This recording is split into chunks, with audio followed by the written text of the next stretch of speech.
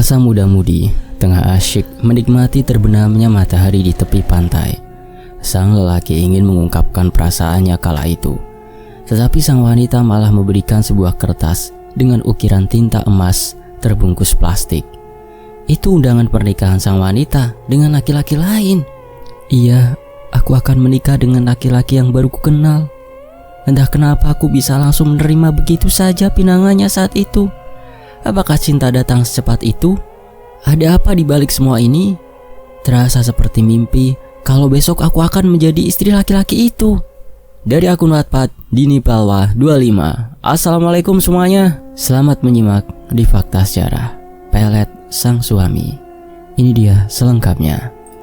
Doa yuk, tangi. Iki wes awan loh. Mau bangun jam berapa? Perawan kok tangine awan-awan. Setiap pagi selalu saja suara Simbo membangunkan aku.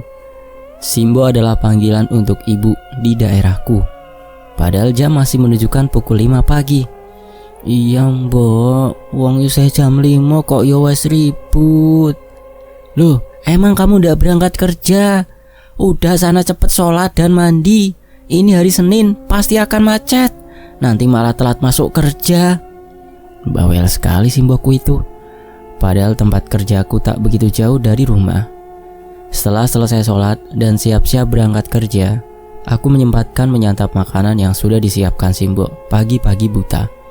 Simbo cuma masak tumis kangkung dan tempe goreng, ditambah dengan nasi hangat yang dimasaknya menggunakan dandang, semacam panci besar.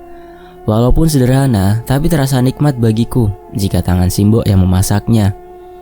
"Mbok, aku mangkat yo," seruku sambil mencium tangan keriput itu untuk berpamitan. "Ya wes kono, hati-hati kerjane," tutur Simbo memberi restu. Di rumah sederhana itu hanya tinggal aku dan Simboku. Kedua kakak laki-lakiku sudah menikah dan tinggal di rumah mereka masing-masing. Sebenarnya rumah mereka tidak terlalu jauh dari rumahku. Aku sebagai anak perempuan satu-satunya diminta untuk menemani Simbo. Pagi ini jalanan begitu ramai. Perjalanan yang seharusnya bisa ditempuh dalam waktu 20 menit, jika hari Senin bisa sampai 40 menit. Begitulah jalanan Pantura. Selain banyak bus jemputan karyawan, truk-truk besar juga ikut terjebak macet. Belum lagi dengan anak-anak sekolah, menambah riuhnya jalanan pagi itu. Sesampainya di tempat kerja, untung saja aku tidak telat. Setelah absen, aku langsung bersiap-siap untuk bekerja. Aku bekerja di kawasan dekat pelabuhan, yang kalau musim hujan tiba dipastikan banjir. Entahlah, sepertinya tak ada penanggulangan untuk banjir ini. "Mar, istirahat. Mau makan apa?" tanya salah seorang teman kerjaku. "Namaku Maryam, Siti Maryam." "Emboh lah, bingung aku. Ada yang mau keluar nggak? Aku nitip wae." Biasanya aku makan di luar kantor, karena di kantorku tidak disediakan makan maupun kantin. Lagian, saat itu perutku terasa sakit sekali. Dan setelah dilihat tanggal, ini adalah jadwal haidku. Dan benar saja, setelah dicek ke kamar mandi, ada darah yang keluar. Untung aku selalu membawa pembalut untuk berjaga-jaga. Setelah kembali dari kamar mandi, ternyata teman kantorku sudah keluar semua. Hanya tinggal aku sendirian di dalam kantor. Tiba-tiba aku mendengar ada suara wanita menangis di dalam ruang penyimpanan. Tangisannya seperti pilu sekali. Siapa ya? Batinku saat itu. Ada sedikit ketakutan juga, karena sudah tidak ada orang di kantor. Terus siapa yang nangis? Masa hantu siang-siang gini sih? Pikirku. Akhirnya aku mencoba mendekati ruang penyimpanan dan membuka pintu. Seketika dibuat kaget olehnya. Ada seorang perempuan, tapi aku tidak jelas melihat wajahnya. Hanya saja rambutnya panjang tak terurus, dan pakaian yang putih terbang ke atas langit-langit ruangan itu, sambil terdengar tawa yang khas seperti kuntilanak. Tawanya begitu melengking, membuatku seketika langsung lari terbirit-birit menuju pos satpam. "Ono opo Mar? Awan-awan melayu-melayu, koyo diburu demit wae," canda Pak Satpam. Dengan nafas yang tersenggal-senggal, aku bercerita dengan Pak Satpam tentang apa yang kulihat barusan. Ada demit Pak di dalam kantor." "Lah, kamu bisa lihat ya? Itu biasanya pengen kenalan. Hehehe. Pak Satpam malah sambil tertawa. Ini memang bukan pertama kalinya aku melihat hal mistis seperti itu. Aku lumayan peka dengan mereka, tapi aku tidak bisa melihat jelas wujud mereka. Kepekaan ini akan menjadi lebih jelas ketika aku haid, seperti sekarang ini. Bahkan aku bisa melihat wujud dan suaranya. Kalau sedang tidak haid, aku hanya akan melihat sekelebatan atau hanya bisa merasakan kehadirannya saja. Lagian kok berani-beraninya kamu sendirian di dalam kantor, Mar. Tetapi sebenarnya dia gak bakalan ganggu kok. Cuma kalau ngelihat dia ya pasti tetap takut. Jelas Pak Satpam yang tak kuhiraukan karena aku sangat ketakutan dan seluruh badanku gemetar. Akhirnya Dian, teman kantorku, datang sambil membawa bungkus plastik hitam. Lah, ngapain kamu di sini, Mar? Tanya Dian kaget. Tidak apa-apa, Yan. Dengan wajah ketakutan aku menjawab. Yo wes, ayo maem di dalam saja. Di sini panas, keluh Dian. Makan di sini saja ya, Yan. Aku jenuh di kantor terus. Jawabku berbohong pada Dian. Karena dia orangnya sangat penakut. Jika aku ceritakan kejadian tadi, pasti dia akan pingsan. Malam hari setelah kejadian di kantor itu, tentu saja aku menjadi lebih was-was. Sudah pasti, malam ini aku tidak bisa tidur nyenyak.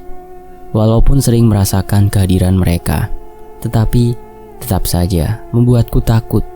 Aku mendapatkan kekurangan ini dari nenek buyutku, kata simbokku. Beliau dulu orang pintar.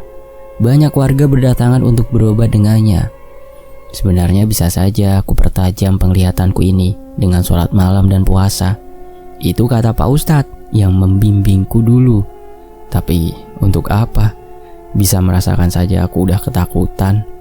Untuk menghilangkan rasa takut ini, sambil merebahkan diri di atas kasur, aku mencoba membuka handphone dan berselancar di dunia maya. Aku membuka akun Facebookku yang tak pernah ku log out dari handphoneku. Saat asyik sedang melihat-lihat beranda, ada seseorang yang mengirim inbox padaku. Assalamualaikum Siti. Siapa orang itu? Siapa orang ini? Mungkin hanya orang iseng saja. Dan sepertinya kita tidak berteman di Facebook, batinku. Aku pun tak membalas pesan tersebut. Aku iseng mencoba membuka profil Febri, laki-laki teman SMA aku dulu yang pernah mendekatiku. Dia sebenarnya bekerja di kawasan yang sama denganku. Tapi sudah lama kita tidak saling bertemu ataupun bertukar kabar. Sepertinya dia belum memiliki kekasih sampai sekarang. Terlihat dari foto-foto di Facebooknya tidak ada foto perempuan. Statusnya juga lajang. Aku iseng menginbox dia. Assalamualaikum Feb, gimana kabarnya? Lama gak ketemu ya? Sapaku di pesan saat itu. Lama sekali aku menunggu pesan balasannya. Padahal aku lihat dia sedang online. Saat akan kembali melihat beranda, ada satu permintaan pesan masuk. Dan itu ternyata dari laki-laki yang tadi menginboxku. Aku masih ingat dengan namanya, karena namanya terlihat alay bagiku. Berhubung tidak ada kerjaan, dan sambil menunggu balasan Febri, aku mencoba kepo dengan akun laki-laki tadi. Saat aku membuka profilnya ternyata di privat. Jadi aku terpaksa menerima dulu permintaan pertemanannya itu. Aku membuka profilnya. Setelah dilihat-lihat fotonya terlihat tidak asing bagiku. Seperti pernah bertemu tapi lupa di mana. Kok nggak balas sih cantik? Kulihat dia mengirim pesan padaku lagi. Aku terpaksa jadi membalasnya. Di saat bersamaan ternyata Febri juga membalas pesanku. Waalaikumsalam Mar. Alhamdulillah aku baik Mar. Kamu gimana? Bagi nomor WA-mu dong. Waalaikumsalam, ini siapa ya? Sementara itu aku membalas pada laki-laki yang itu. 08 sekian-sekian. Itu ya nomorku. Alhamdulillah aku baik. Saat mengirimkan pesan itu pada Febri, kulihat dia sudah tidak online. Ya sudahlah, aku berencana akan makan malam terlebih dahulu. Namun ternyata laki-laki itu membalas inboxku lagi. Ini aku Iwanti. Kita pernah bertemu di Mall Citra saat kamu sedang membeli baju. Kita pernah berkenalan saat itu. Setelah aku ingat-ingat kembali, iya benar, kita pernah bertemu. Lalu aku membalas pesannya dan dia meminta nomor WhatsAppku. Untuk menambah teman, tak ada salahnya. Aku pun memberikan nomorku. Aku beranjak dari tempat tidurku dan hendak makan malam. Kulihat sepertinya Simbok masih di masjid. Seperti biasa, Simbo akan berada di masjid dari maghrib sampai isya nanti. Saat kulihat meja makan, ternyata Simbo sudah menyiapkan makanan. Ada ikan asin, sayur asem kesukaanku, tidak lupa sambal terasi buatan Simbo yang terbaik menurutku. Saat sedang enak melahap makanan, ada WhatsApp dari nomor baru. Ternyata itu Febri. Dia bertanya apakah besok bisa ketemu sepulang kerja. Tentu saja aku mengiyakan ajakannya itu. Pagi hari seperti biasa setelah sarapan, aku menaiki motor metikku untuk membelah jalanan menuju tempatku mengais rejeki. Yan, nanti pulang kerja aku mau ketemu Febri, kataku pada Dian saat hendak menaruh tas di kursi. Febri teman sekolah kita dulu, tanya Dian memperjelas. Iya dong, emang Febri siapa lagi? Bukannya udah lama ya kita tidak bertemu dia ya Mar? Ngapain dia ngajak ketemuan? Tanya Dian sambil berpikir. Alah, ngapain dipikirin sih Yan? Wong namanya temen lama ya wajar dong pengen ketemu. Toh mungkin dia lagi ada waktu senggang juga. Iya sih, dia masih suka kamu kali Mar. Dian meledekku. Ih apaan sih, itu kan cerita lama, bantahku. Semenjak kejadian siang itu, sekarang aku tidak berani berada di dalam kantor sendirian. Aku memilih ikut keluar ketika Dian atau teman kerja yang lain istirahat mencari makan. Sebenarnya setiap masuk ruangan itu, bulu kuduku juga masih sering merinding. Belum lagi kalau ke toilet wanita di situ, sudah jelas pasti aku selalu merasakan kehadiran mereka. Tetapi, untung saja tidak ada yang pernah menampakkan diri. Akhirnya, jam menunjukkan pukul 5 sore, saatnya bersiap-siap untuk pulang. Mar, kamu jadi mau ketemu Febri? Dia memastikannya lagi. Jadi dong Yan, nanti di kafe dekat rumahku, jawabku santai. Terima aja Mar kalau dia nembak kamu, ledek Dian. Aku hanya tersenyum sambil berlalu pergi, meninggalkan Dian yang masih merapihkan meja kerjanya.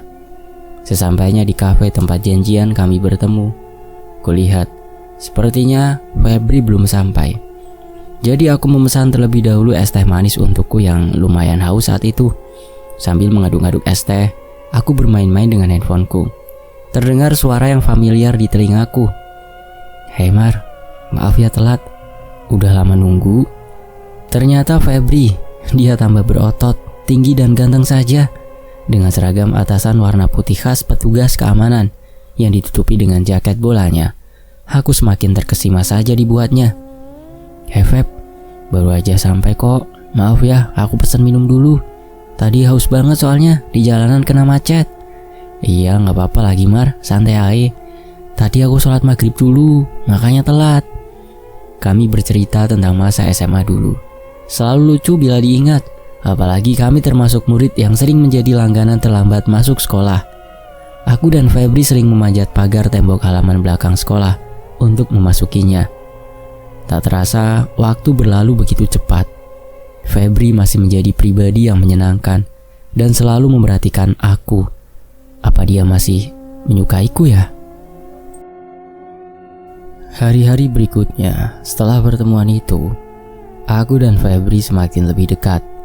Bahkan dia sudah berani menjemputku ke rumah untuk mengajak main ataupun sekedar makan di luar. Perilakunya juga sangat sopan, sampai Simbo ikut berkomentar. Duh, koyoke cah kuwi wong apik. Dia orang baik. Orangnya juga punya tata krama ke orang tua. Sudah sama dia aja, Nduk. Lah, Simbo ini apa-apaan sih? Orang cuma teman saja, sanggahku.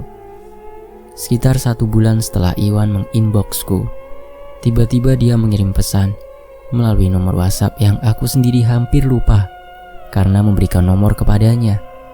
Dia menanyakan alamat rumahku. Katanya dia ingin main rumahku. Aku pun memberikan alamat rumah padanya.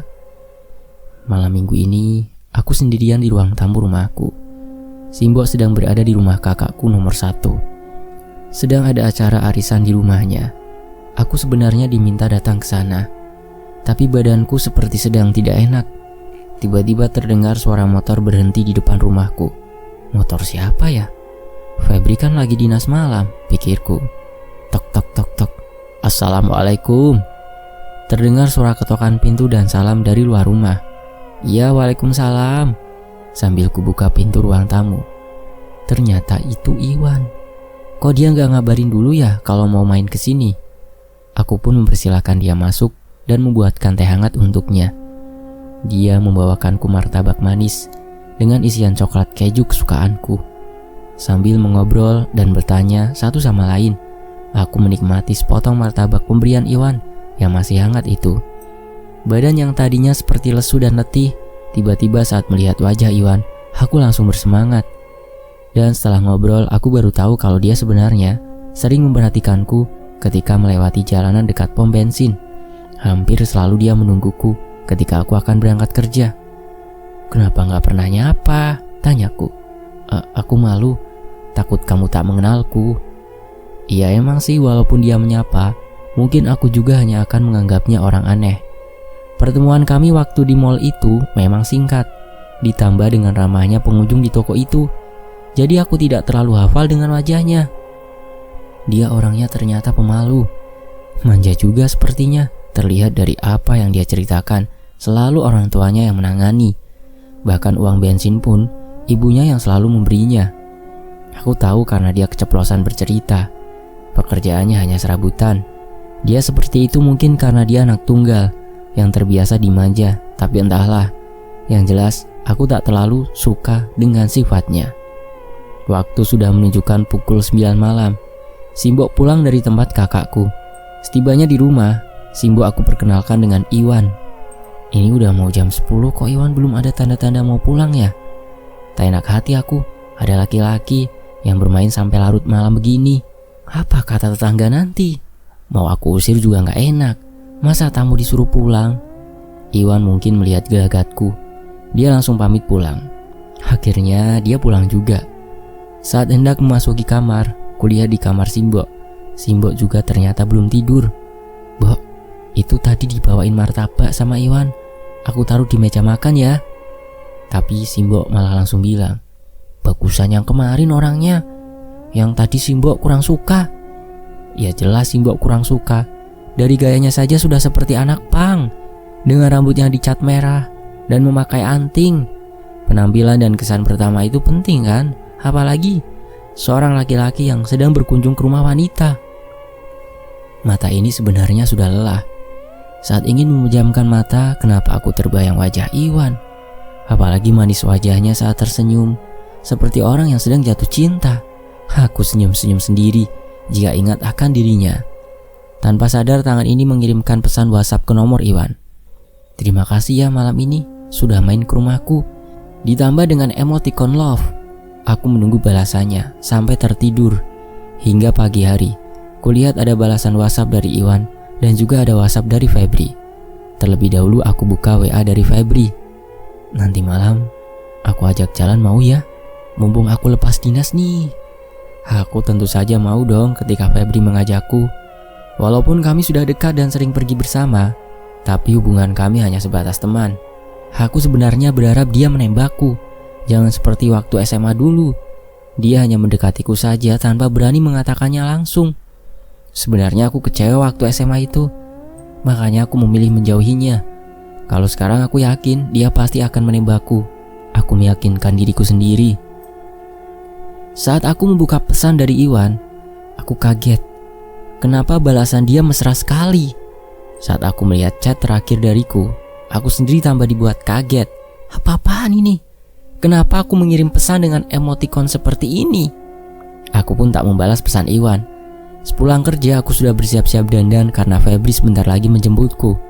Terdengar suara motor di depan rumahku. Itu pasti Febri, pikirku yakin. Aku pun bergegas membuka pintu rumahku. Aku bengong sesaat setelah yang kulihat di depan pintu adalah Iwan. "Wan, ngapain kesini? Kok gak bilang dulu kalau mau main?" "Iya, habisnya kamu gak balas-balas WhatsAppku," jelas Iwan. "Maaf, aku tadi sibuk banget." "Aku masuk ya. Ini aku bawain martabak kesukaan kamu. Aku lihat kamu kemarin lah banget makan martabak ini, makanya aku beliin lagi." "Simbok mana? Ini aku beliin 2, biar buat Simbok juga." Iya Wan, tapi maaf sebenarnya aku ada janji malam ini mau keluar." "Aku tahu kok, tapi orangnya kan belum datang. Udah sini makan dulu ini martabaknya, mumpung masih panas," pinta Iwan. Aku pun terpaksa duduk dan membuka plastik berisi martabak itu.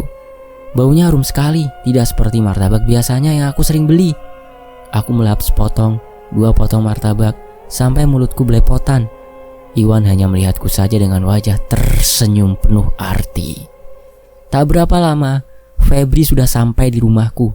Dia juga kaget ada seorang laki-laki yang bermain di rumahku. Saat dia hendak mengajakku pergi, aku melihat Iwan seperti marah. Aku juga sebenarnya merasa Febri hanya mengganggu aku dan Iwan. Aku lupakan janji untuk pergi bersama Febri.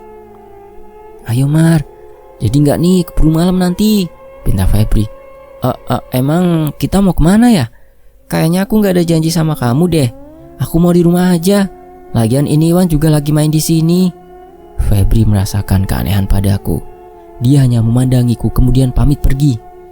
"Maaf ya Wan, itu tadi temanku." Setelah kunjungan terakhir Iwan malam itu, aku merasa selalu ingin bertemu Iwan. Selalu terbayang wajah Iwan, hingga aku memberanikan diri mengajak Iwan untuk main ke rumah lagi. "Wan, besok main ke rumah lagi ya?" "Iya Ti, tapi besok aku gak datang sendirian. Aku mau datang sama orang tuaku." Maksudnya gimana?" tanyaku memastikan. "Besok aku mau melamar kamu. Kamu mau kan Ti?"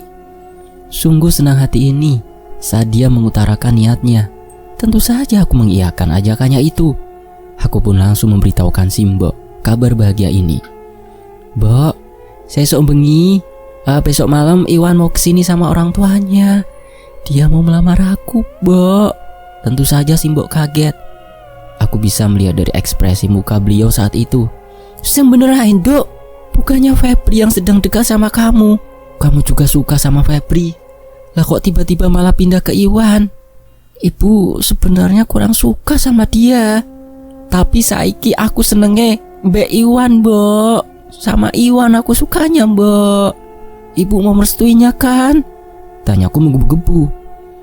"Ya wes lah. Ya sudah, kalau itu sudah jadi pilihan hatimu. Ibu cuma bisa berdoa semoga kamu hidup bahagia dan sejahtera sama Iwan. Matur nuwun nggih, Mbok." Aku mencium tangannya dan kemudian memeluk tubuh yang sudah rentak itu. Betapa bahagianya aku malam itu. Tentu saja aku belum memberikan kabar itu pada siapapun, termasuk Febri. Pagi hari saat berada di kantor, sambil tersenyum-senyum, aku memberi kabar bahagia ini pada temanku Dian.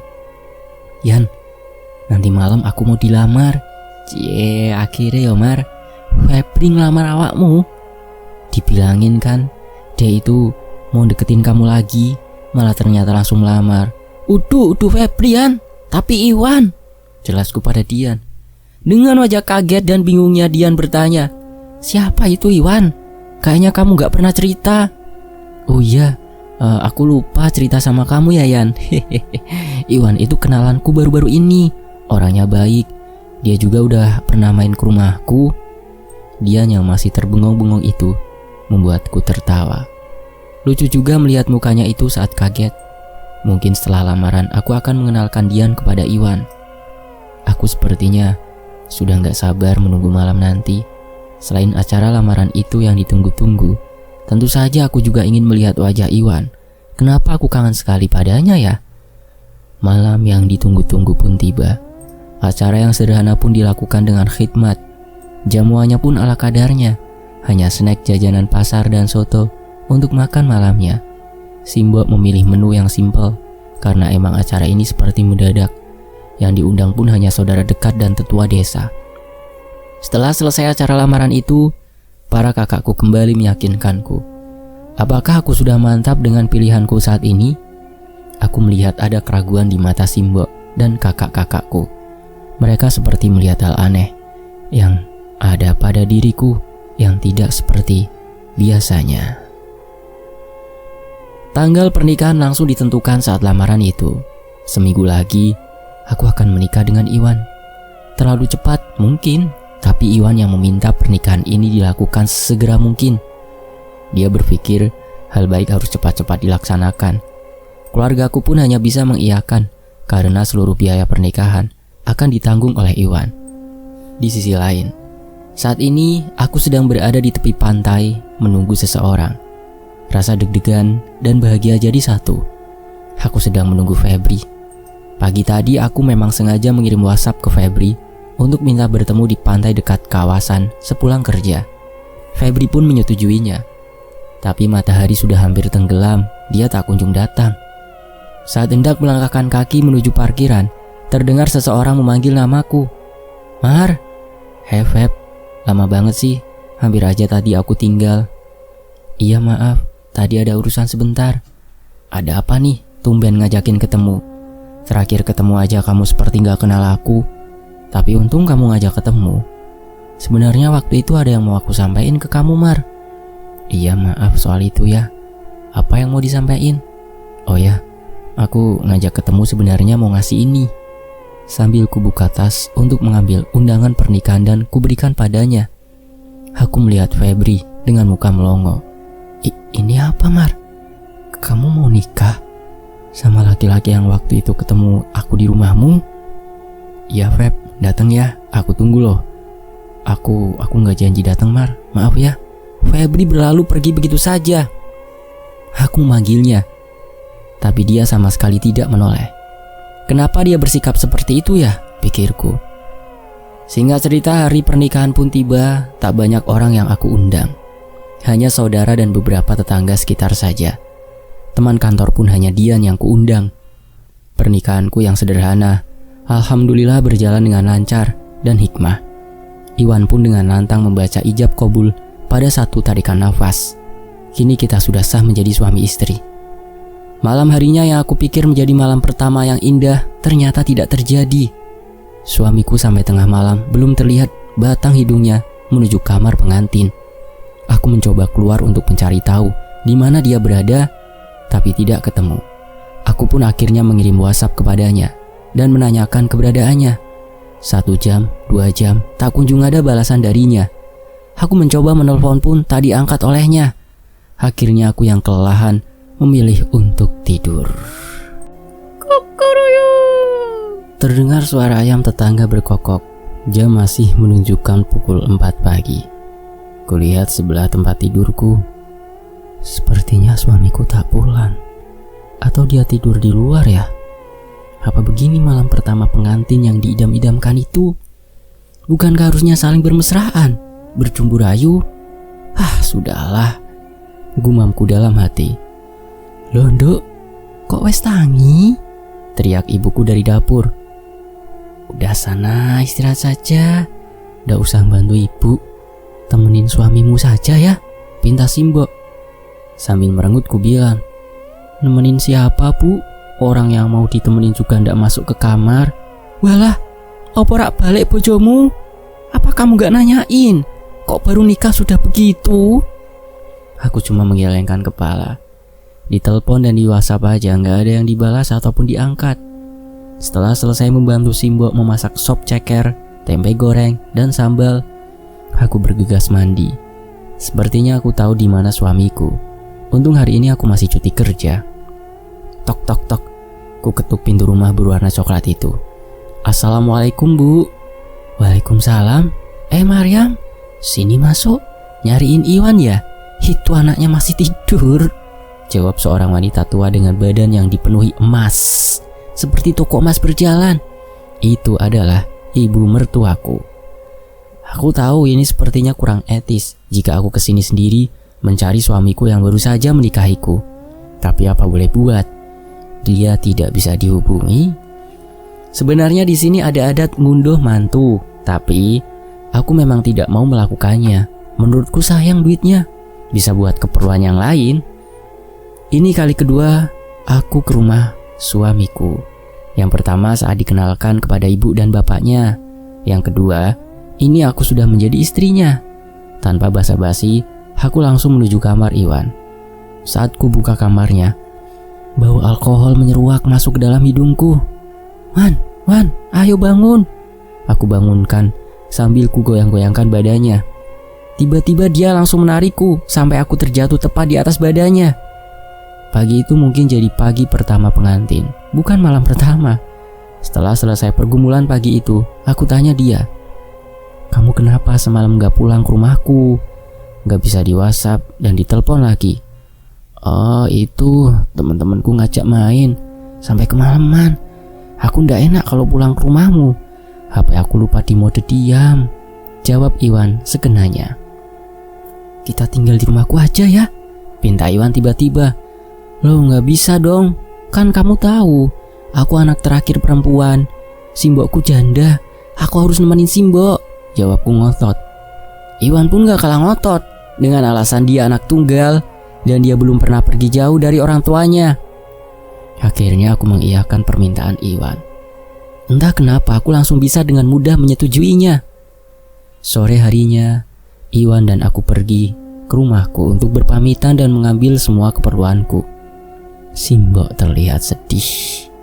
Tapi Simbok juga tidak bisa melarang. Karena aku sudah menikah dan jadi istri wajib mengikuti suami. Itu yang selalu Simbok ajarkan. Sebelum pergi, Simbok memberi wejangan-wejangan. Dari bicaranya Simbok, aku tahu Simbok khawatir. Apalagi suamiku begitu di hari pertama pernikahan saja sudah tak pulang. Tapi Simbok tak sampai hati mengatakan hal-hal jelek tentang suamiku. Dia hanya berdoa semoga kehidupan pernikahanku baik-baik saja.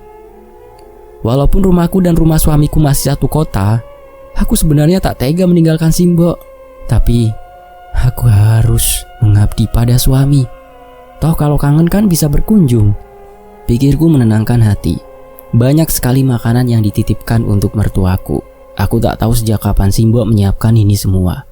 Padahal aku memberi kabar kepada Simbok sudah siang. Simbok, aku sayang Simbok. Selamat datang di Pondok Indah Mertua. Itu yang selalu sering aku dengar dari teman-temanku yang sudah menikah. Seperti ucapan selamat datang biasa, dengan harapan banyak kebahagiaan dan kesenangan di dalamnya. Seperti namanya, Pondok Indah. Tapi, apakah akan seperti itu? Malam hari pukul 21, aku baru sampai di rumah mertuaku. Saat masuk, aku menyapa dulu bapak dan ibu mertua yang sedang menonton televisi sambil memberikan makanan dari Simbok. Pak, Bu, ini ada titipan makanan dari Simbok buat bapak sama ibu. Oh iya Mar, taruh di atas meja makan saja. Makasih ya, pakai repot-repot segala, jawab ibu sambil mengganti channel televisi. Ibu mertua seperti penggemar sinetron. Gak repot kok Bu, malah Simbok senang bikinnya kok.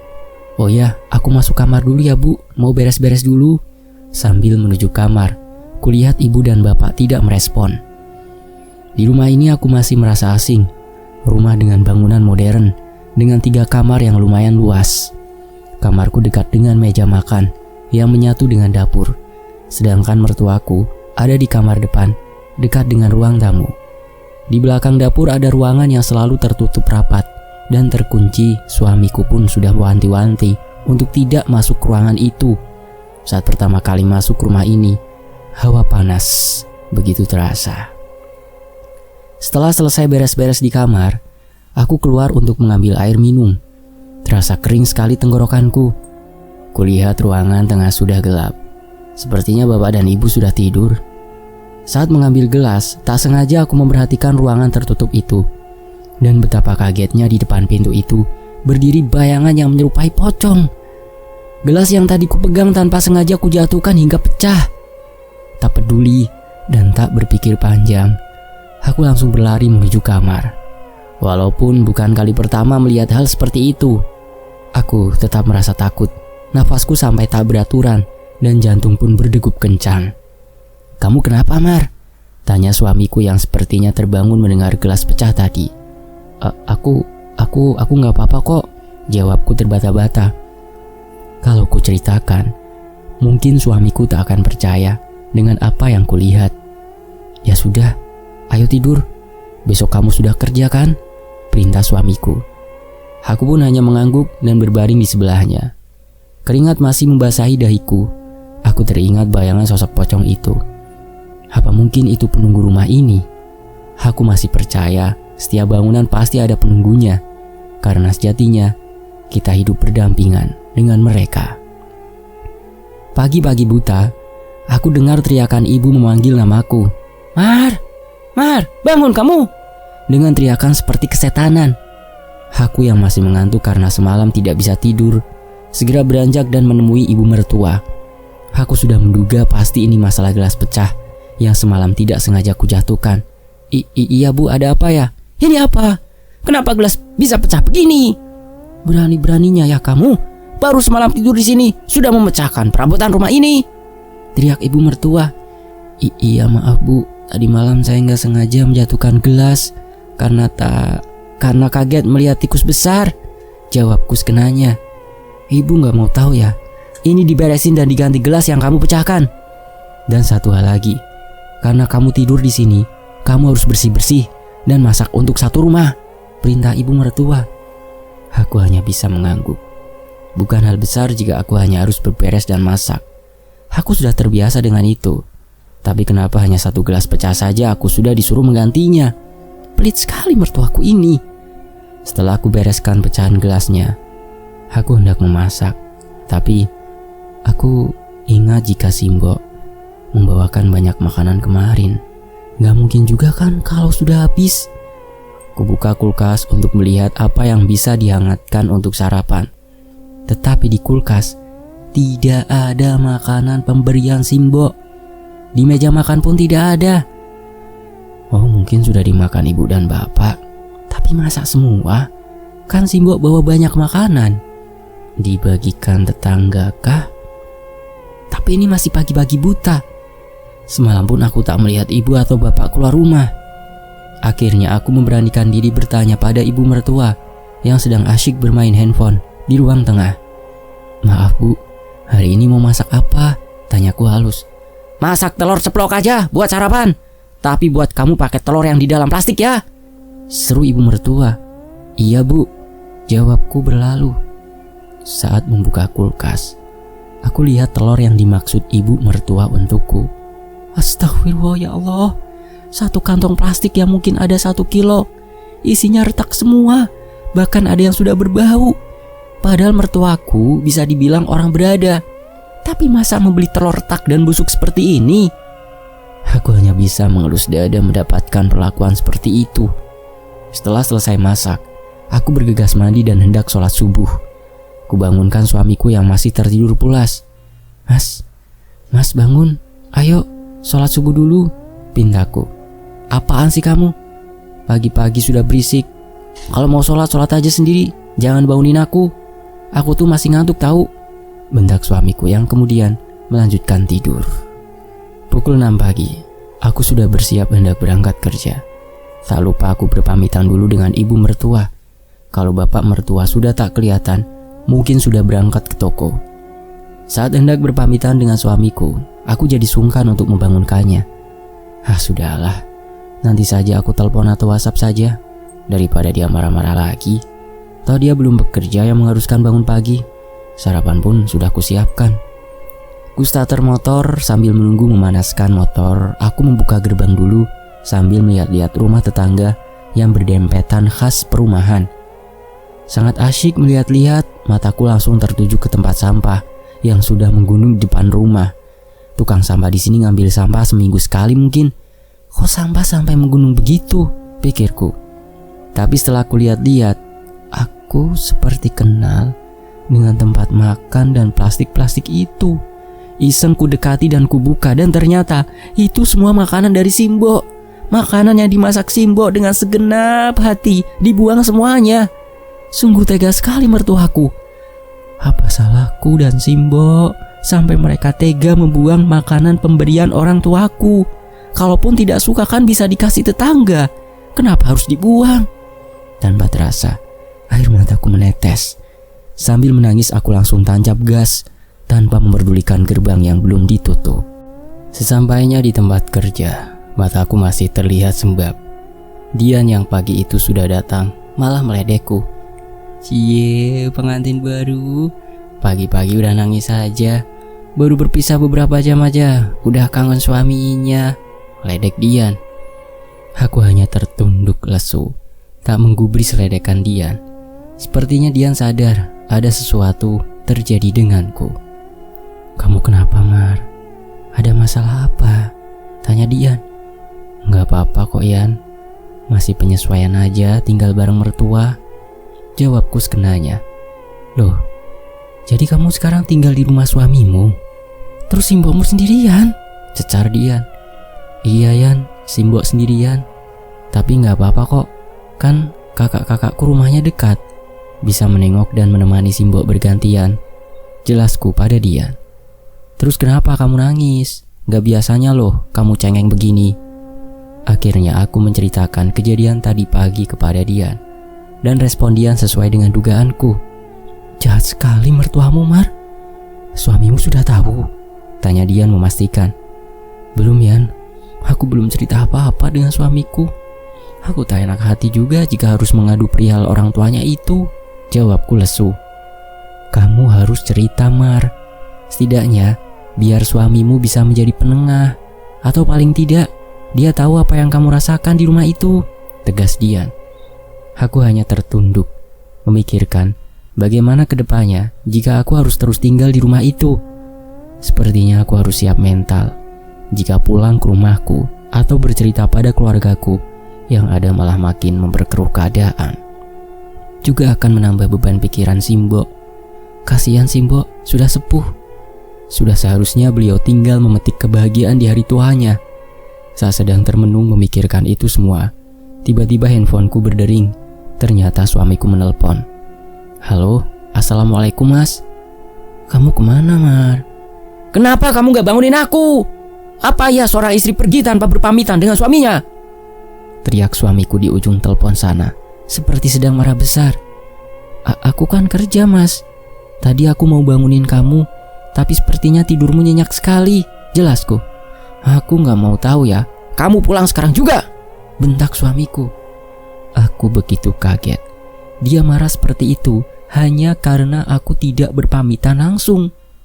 Saat aku menjelaskan jika tidak bisa pulang sekarang, dia malah semakin menjadi-jadi, bahkan mengancam akan datang ke tempat kerjaku dan menjemput paksa.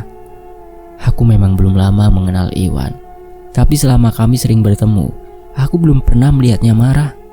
Bahkan dia sangat baik dan perhatian. Kenapa sekarang dengan hal sepele begini, dia begitu murka? Atau memang aku yang sudah keterlaluan? Mungkin aku yang belum paham kodratnya menjadi seorang istri.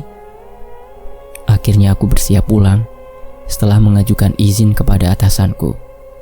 Untung saja atasanku mengizinkannya, karena aku termasuk karyawan yang rajin dan jarang mengajukan cuti. Sesampainya di rumah, suamiku sudah menunggu di depan pintu rumah dengan wajah yang merah. Sini kamu, teriak suamiku sambil menarik paksa tanganku yang baru saja selesai memarkirkan motor. Iya Mas, pelan-pelan tanganku sakit. Aku merengek sambil menahan sakit. Plak!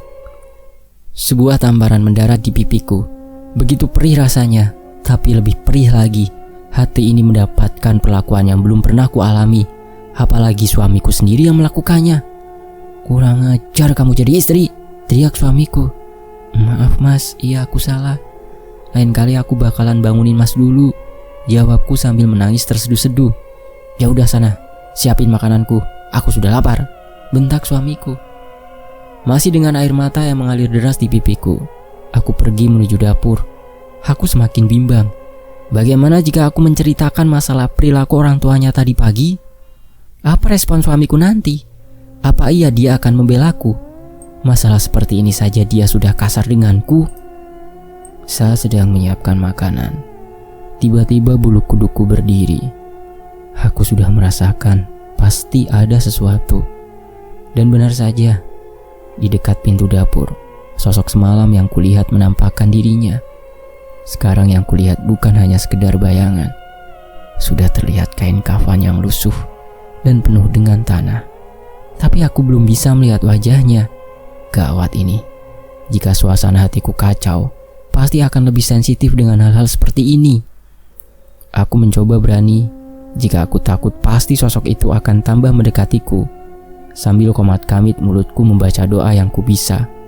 Aku berjalan mendekati pintu dapur dan untung sosok itu menghilang. Saat hendak kembali ke meja makan, tiba-tiba aku mencium bau bunga melati yang sangat tajam dari arah ruangan tertutup itu. Padahal mertuaku sama sekali tidak punya tanaman. Kalau dari tetangga, tidak mungkin. Semua bangunan sudah tertutup rapat. Pelan-pelan kakiku melangkah mengikuti bau bunga itu. Namun saat sampai di depan pintu ruangan itu, tiba-tiba suamiku memanggil. "Lama sekali kamu, cuma ambil makanan saja," bentak suamiku. Besok saja aku melihat-lihat ruangan itu. Sepertinya ada yang tidak beres. Perasaanku mengatakan di ruangan itu ada apa-apanya, pikirku. Aku pun segera menemui suamiku daripada dia nanti tambah marah lagi. Tidak lupa aku membawakan makanan dan minumannya. "Ini mas makanannya." "Oh ya mas, ibu sama bapak di toko biasanya sampai jam berapa?" tanyaku basa-basi. "Sampai nanti malam." "Emang kenapa?" jawab suamiku. "Oh nggak apa-apa, cuma nanti kalau menyiapkan makan malam kan jadi sudah tahu," jawabku asal. Aku pun bertanya lagi perihal tadi pagi. "Kenapa makanan dari Simbok dibuang?" "Mas, emang ibu sama bapak gak suka makanan apa saja? Atau ibu sama bapak emang gak suka makanan dari orang lain ya?" tanyaku selidik. "Ah enggak kok, bapak ibu suka semua makanan. Itu kalau ada makanan dari tetangga juga dimakan," jawab suamiku sambil menyuap nasi 1 sendok penuh ke dalam mulutnya. Dek, aku begitu kaget dengan jawaban suamiku. Terus, kalau suka semua, kenapa pemberian Simbok dibuang? Apakah suamiku tahu kejadian ini? "Mas, tahu nggak kalau makanan dari Simbok dibuang ibu?" tanyaku sedih. "Mar, aku kasih tahu ya. Mulai sekarang kamu gak usah lagi menerima apa-apa dari keluargamu, ngerti?" teriak suamiku. Berarti dia tahu semuanya. "Memangnya kenapa? Apa yang salah dengan keluargaku?" cecarku. "Kamu itu sudah jadi istriku. Kamu itu milikku, Mar. Kamu hanya harus nurut dengan aku, suamimu. Kalau aku bilang gak boleh, ya berarti gak boleh. Gak ada pertanyaan ataupun tapi-tapi, ngerti?" bentak suamiku sambil berdiri meninggalkanku. Egois sekali dia. Dalam hati ini sebenarnya sudah ingin sekali memakinya dan menjawab semua kata-katanya. Tapi entah kenapa, mulut ini selalu terkunci jika sudah berhadapan dengan dia. Akal pikiranku seperti tidak berfungsi jika sudah bersamanya. Aku masih termenung, duduk di teras sendirian, memikirkan nasibku. Kenapa bisa jadi begini? Kenapa aku mendapat suami dan mertua seperti ini? Tak terasa azan duhur berkumandang. Segera aku bergegas mengambil wudhu agar sedikit tenang hati dan pikiranku. Saat hendak melakukan takbir, tiba-tiba suamiku berteriak, "Mar, kamu bisa gak sih sholatnya jangan di kamar? Bikin panas saja." "Astagfirullah mas, iya ya maaf." Akhirnya aku sholat di ruang tengah. Tak habis pikir olehku, bisa-bisanya orang sholat kok bikin panas. Yang ada rumah ini emang panas. Gimana gak panas? Penghuninya gak ada yang beribadah. Bahkan aku pun tak melihat ada Al-Quran di rumah ini.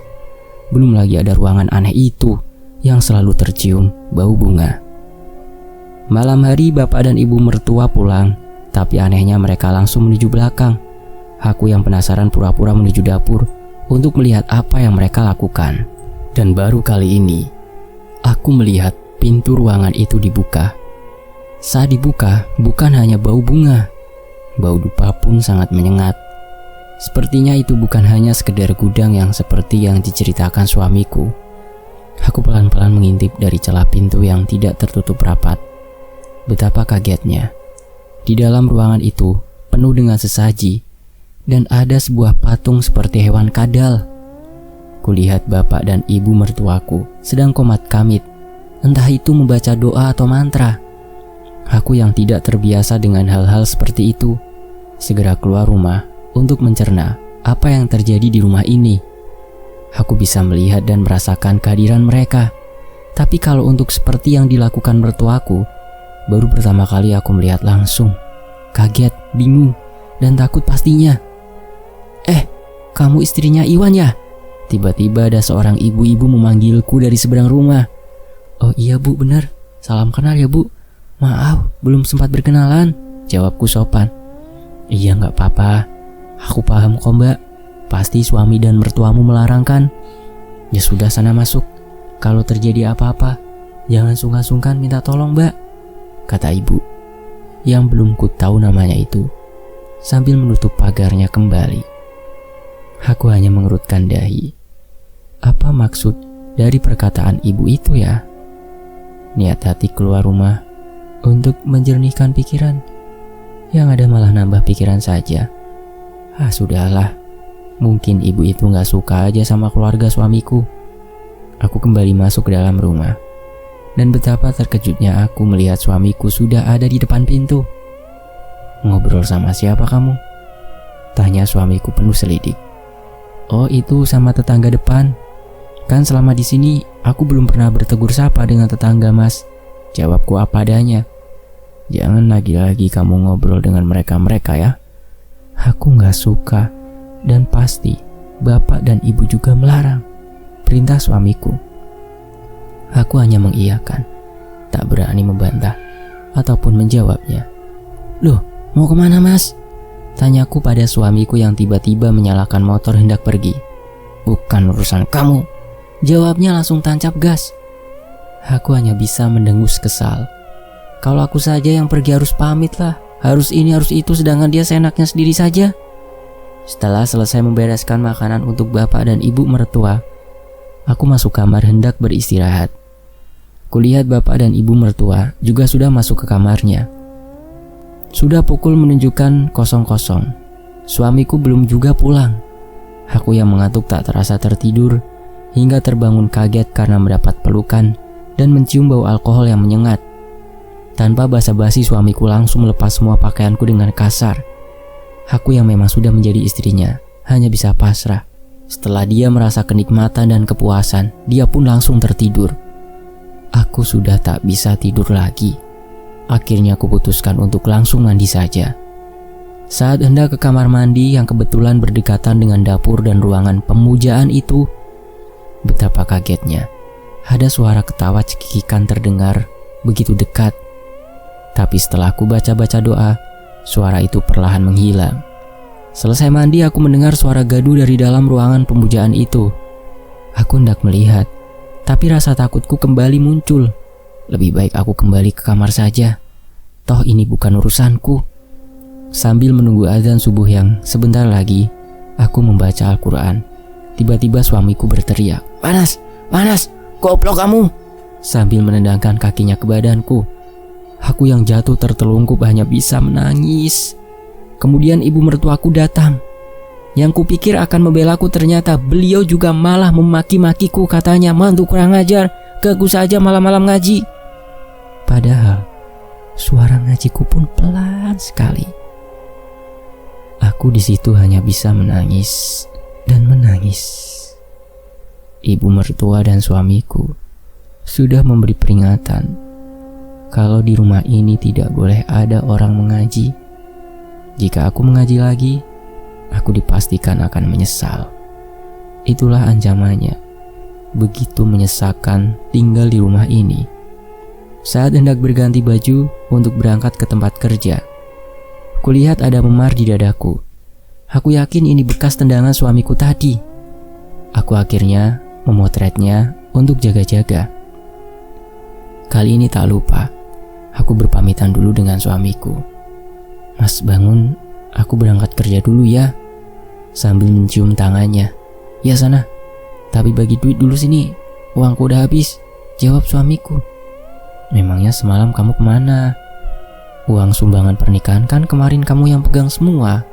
Emang udah habis?" tanyaku selidik. "Udah, cepetan, mana uangnya? Jangan banyak bacot kamu," teriak suamiku. Aku yang malas bertengkar hanya bisa menurut saja.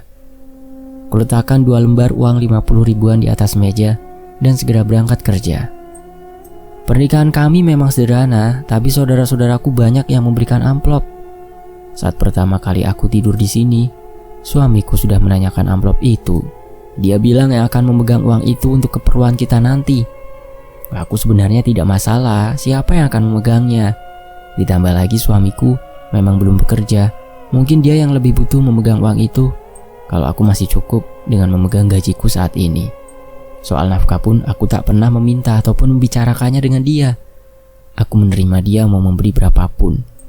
Tapi sayangnya, aku belum pernah menerima uang sepeser pun dari dia setelah menikah. Bahkan di rumah ini saja, aku seperti bukan dianggap menantu. Ibu mertua selalu saja menyuruhku ini dan itu. Makanan pun dibeda-bedakan. Ingin rasanya aku pergi dari rumah ini. Tak terasa aku sudah sampai di tempat kerja. Terasa nyaman saat aku keluar dari rumah itu. Mungkin nanti pulang kerja, aku mau mampir dulu ke rumah Simbo.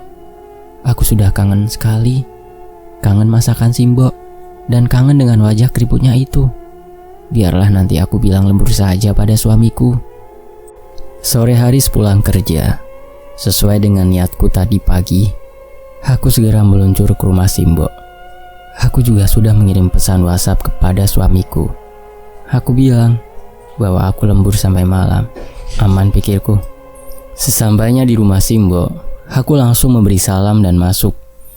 Kulihat Simbo tidak ada di kamarnya. Dan benar saja ternyata beliau ada di dapur. Bau ikan asin langsung menusuk hidung, membuat perutku semakin keroncongan. "Wes nyambel durung, Mbok?" tanyaku yang ternyata mengagetkan Simbo. "Loh, kok kamu di sini, Nduk? Sama suamimu?" tanya Simbo. "Sendirian aku, Bu. Suamiku di rumah." Akhirnya aku bisa merasakan kembali nikmatnya masakan Simbo. Setelah beberapa hari ini hanya makan makanan sisa saja di rumah mertuaku. Aku yakin Simbo sekarang pasti bertanya-tanya, kenapa aku kesini sendirian tanpa ditemani suamiku? Pasti Simbo juga mengira telah terjadi sesuatu dengan rumah tangga kami. Andai aku bisa bercerita, Mbok, banyak sekali yang kualami di rumah itu. Padahal baru beberapa hari menikah. Ingin sekali aku menangis di pangkuanmu itu, melupakan semua perasaan yang tertahan ini. Tapi aku tak mau lagi membebanimu, Mbok. Aku terlalu takut dan malu padamu, Mbok. Ini pilihanku sendiri. Aku tak ingin terlihat menyesal di depanmu, Mbok. Aku harus bisa menghadapi pilihanku. Waktu terasa begitu singkat, seperti baru saja bertemu. Akhirnya aku harus pamit. Jika aku telat dari jam yang ku beritahu suamiku, dia bisa marah dan mungkin akan memukulku lagi. Memar di dada saja belum sepenuhnya hilang. Tanpa melarang, Simbo langsung mengiyakan ketika aku pamit. Simbo tahu persis penting pengabdian seorang istri pada suami. Banyak pahala mengalir jika seorang istri mematuhi perintah suaminya. Sebenarnya aku merasa begitu sedih ketika aku ingat harus kembali ke rumah itu. Tapi apa yang bisa aku perbuat? Sepanjang jalan pun aku tak fokus membawa motor. Aku tahu ini berbahaya, tapi dalam pikiranku mungkin malah lebih baik jika terjadi sesuatu kepadaku. Mungkin suamiku bisa menjadi berubah, tambah sayang padaku. Mertuaku mungkin jadi perhatian. Pikiran gila ini muncul begitu saja. Untuk apa aku berharap seperti itu? Sepertinya mereka berubah itu tidak akan pernah terjadi. Hati mereka sudah sesat. Semoga aku tidak ikut sesat seperti mereka. Tanpa terasa motorku sudah melaju gang menuju rumah mertuaku. Aku teringat hendak membeli sabun mandi. Akhirnya aku memarkirkan motor di warung dekat rumah mertuaku. "Beli, Bu," seruku pada pemilik warung. "Iya, Mbak, mau beli apa?" tanya seorang ibu yang merupakan pemilik warung tersebut. "Sabun mandi 1, Bu," pintaku. "Iya ini, Mbak, 3.000 harganya." "Mbak bukannya istrinya Iwan ya? Gimana Mbak tinggal di sini? Betah ndak?" tanya ibu pemilik warung. "Alhamdulillah ya betah, Bu. Wong tinggal sama suami." Hehehe, jawabku. "Ya syukurlah, Mbak. Tapi Mbak nggak kaget kan tinggal di rumah itu?" tanya pemilik warung sambil berbisik-bisik seperti takut ketahuan. "Kaget gimana, Bu?" tanyaku polos. "Udah bukan rahasia lagi, Mbak. Semua warga di sini tahu kalau rumah mertuamu itu ada tempat pemujaan," jelas pemilik warung yang ternyata bernama Ibu Tini. "Kok bisa pada tahu, Bu?" tanyaku mencari informasi. "Waktu itu ada penggerbekan dari polisi. Suamimu suka main judi di rumah. Warga di sini yang melaporkannya. Setelah dilakukan penggerbekan itu, ada Pak Ilham, itu yang depan rumah mertuamu, suaminya Ibu Hana, yang ternyata ikut masuk bersama Pak RT dan para polisi. Dan mereka membuka salah satu ruangan yang terdapat banyak sesaji dan ada patungnya," jelas Bu Tini. "Kamu hati-hati ya. Aku dengar Iwan juga orangnya kasar. Dulu Iwan juga sudah pernah hampir menikah, tapi batal setelah calonnya keluar dari rumah itu sambil menangis. Mulut dan hidungnya dipenuhi dengan darah. Kami warga di sini juga sebenarnya kaget ketika mendengar Iwan menikah dengan kamu, cerita Ibu Tini. Aku hanya terdiam ketika Bu Tini menceritakan itu. Aku tak tahu harus merespon ataupun berkata apa. Aku sudah mengalami itu, tapi aku tak tahu apa yang harus kuperbuat. Aku hanya bisa diam dan menangis. Sesampainya di rumah, suamiku sudah menunggu dengan wajah masam. Padahal aku sudah berpamitan dan pulang tepat waktu. Tapi kenapa wajahnya seperti itu? Sesuatu pasti akan terjadi lagi. Dan benar saja, baru saja aku masuk dan mengucapkan salam, suamiku langsung berteriak. Dia meminta uang lagi. Tadi pagi kan udah aku kasih uang, Mas. Kok sekarang minta lagi? Memang sudah habis. Aku belum gajian, Mas. Uangku tinggal sedikit, jelasku. Dan seperti biasa suamiku tak mau tahu apa permasalahanku. Dia merebut paksa tas yang kubawa dan mengambil uang yang ada di dalam sana. Sebenarnya untuk apa uang itu? Apa benar suamiku suka main judi? Setelah itu dia pergi membawa uang dan menaiki motor. Aku yang penasaran mencoba mengikutinya. Dan benar saja, motornya berhenti di salah satu warung yang terdapat spanduk besar bertuliskan banyak angka-angka. Aku segera bergegas pulang. Biar nanti saja bila sudah sampai di rumah, aku akan memastikannya lagi. Tapi seperti biasa, dia pulang hampir subuh dengan bau alkohol seperti biasa. Aku lama-lama muak dengan tingkah lakunya. Saat aku mencoba bertanya, dipakai untuk apa uangku? Dia malah menamparku dan memakiku. Lagi dan lagi, aku hanya bisa menangis. Mata sembab dan pipi merah bekas tamparan selama hampir sebulan pernikahan ini sepertinya sudah menjadi hal biasa sekarang bagiku. Aku bahkan sudah seperti hampir mati rasa. Tapi entah kenapa aku masih selalu berharap dia berubah. Hari itu, kami diundang ke acara hitanan anak pertama kakakku. Jauh-jauh hari aku sudah memberitahukan suamiku agar kita bisa menghadiri acara itu. Seperti yang sudah diketahui, suamiku ya pasti menolaknya, bahkan mengomel dan mengancam. Tapi aku selalu membujuknya hingga akhirnya dia mau menghadiri dengan syarat setelah bertemu kakakku, kita langsung pulang. Aku mengiyakan syarat itu. Tak apalah, yang penting aku bisa bertemu dan berkumpul dengan keluargaku yang jarang sekali kutemui semenjak menikah. Pagi hari itu, rutinitas bangun tidur seperti biasa. Aku sangat-sangat bersemangat karena sebentar lagi aku akan bertemu Simbo dan kakak-kakakku serta ponakan-ponakanku yang lucu. Saat hendak mandi dan menggosok gigi, entah kenapa aku begitu mual dan akhirnya muntah. Sepertinya aku masuk angin, pikirku. Biar nanti kalau ketemu Simbo, minta dikerik saja. Aku termasuk orang yang jarang sekali minum obat. Mending dikerik saja, kalau masuk angin pasti sembuh. Selesai mandi, aku yang sudah menyiapkan air hangat untuk mandi suamiku membangunkan dia untuk segera mandi dan bersiap-siap. Tumben sekali, pagi itu tanpa drama suamiku langsung bangun dan mandi. Sepertinya suasana hatinya sedang bagus, syukurlah. Ibu dan bapak mertuaku sudah berangkat ke toko. Hampir setiap hari, mereka selalu berangkat pagi dan pulang malam. Selama aku tinggal di rumah itu, sudah beberapa kali aku melihat bapak mertua selalu ke ruang pemujaan. Apalagi di malam-malam tertentu, beliau akan berada di ruangan itu sampai pagi. Hanya bapak mertua yang sering bermalam di sana. Kalau ibu hanya ketika akan memberi sesaji atau kadang menemani bapak jika diajak. Kalau suamiku, aku belum pernah melihatnya masuk. Melihat dia di rumah saja jarang. Hidupnya hanya untuk mabok dan judi. Kalau aku sudah terbiasa sekarang. Sosok pocong itu pun masih sering menampakkan dirinya. Kaget, takut, sudah pasti. Jangan ditanya lagi. Tapi mau gimana lagi? Mengusir? Tentu saja aku tidak berani. Hanya berdoa sebisaku saja jika aku bertemu mereka.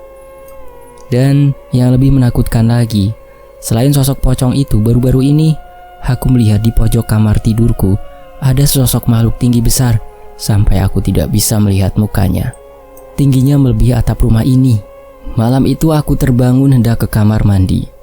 Baru saja membuka mata, Sosok itu sudah berada di sana, seakan sudah menungguku terbangun. Aku yang ketakutan akhirnya mengurungkan niat ke kamar mandi dan menahannya semalaman. Apa mungkin itu penghuni baru? Atau penghuni lama yang belum pernah kutemui? Tapi kenapa dia baru menampakkan diri? Atau aku yang sedang kelelahan sehingga bisa melihatnya? Sudahlah, aku tak mau mencari tahu. Keadaan bapak mertua yang sering berada di ruangan pemujaan itu, aku sengaja tidak mencari tahu lebih detail apa yang mereka lakukan. Tapi suatu malam, waktu itu malam Jumat Kliwon seingatku, saat aku hendak ke kamar mandi karena ingin buang air kecil, suara gaduh di ruang pemujaan itu kembali terdengar.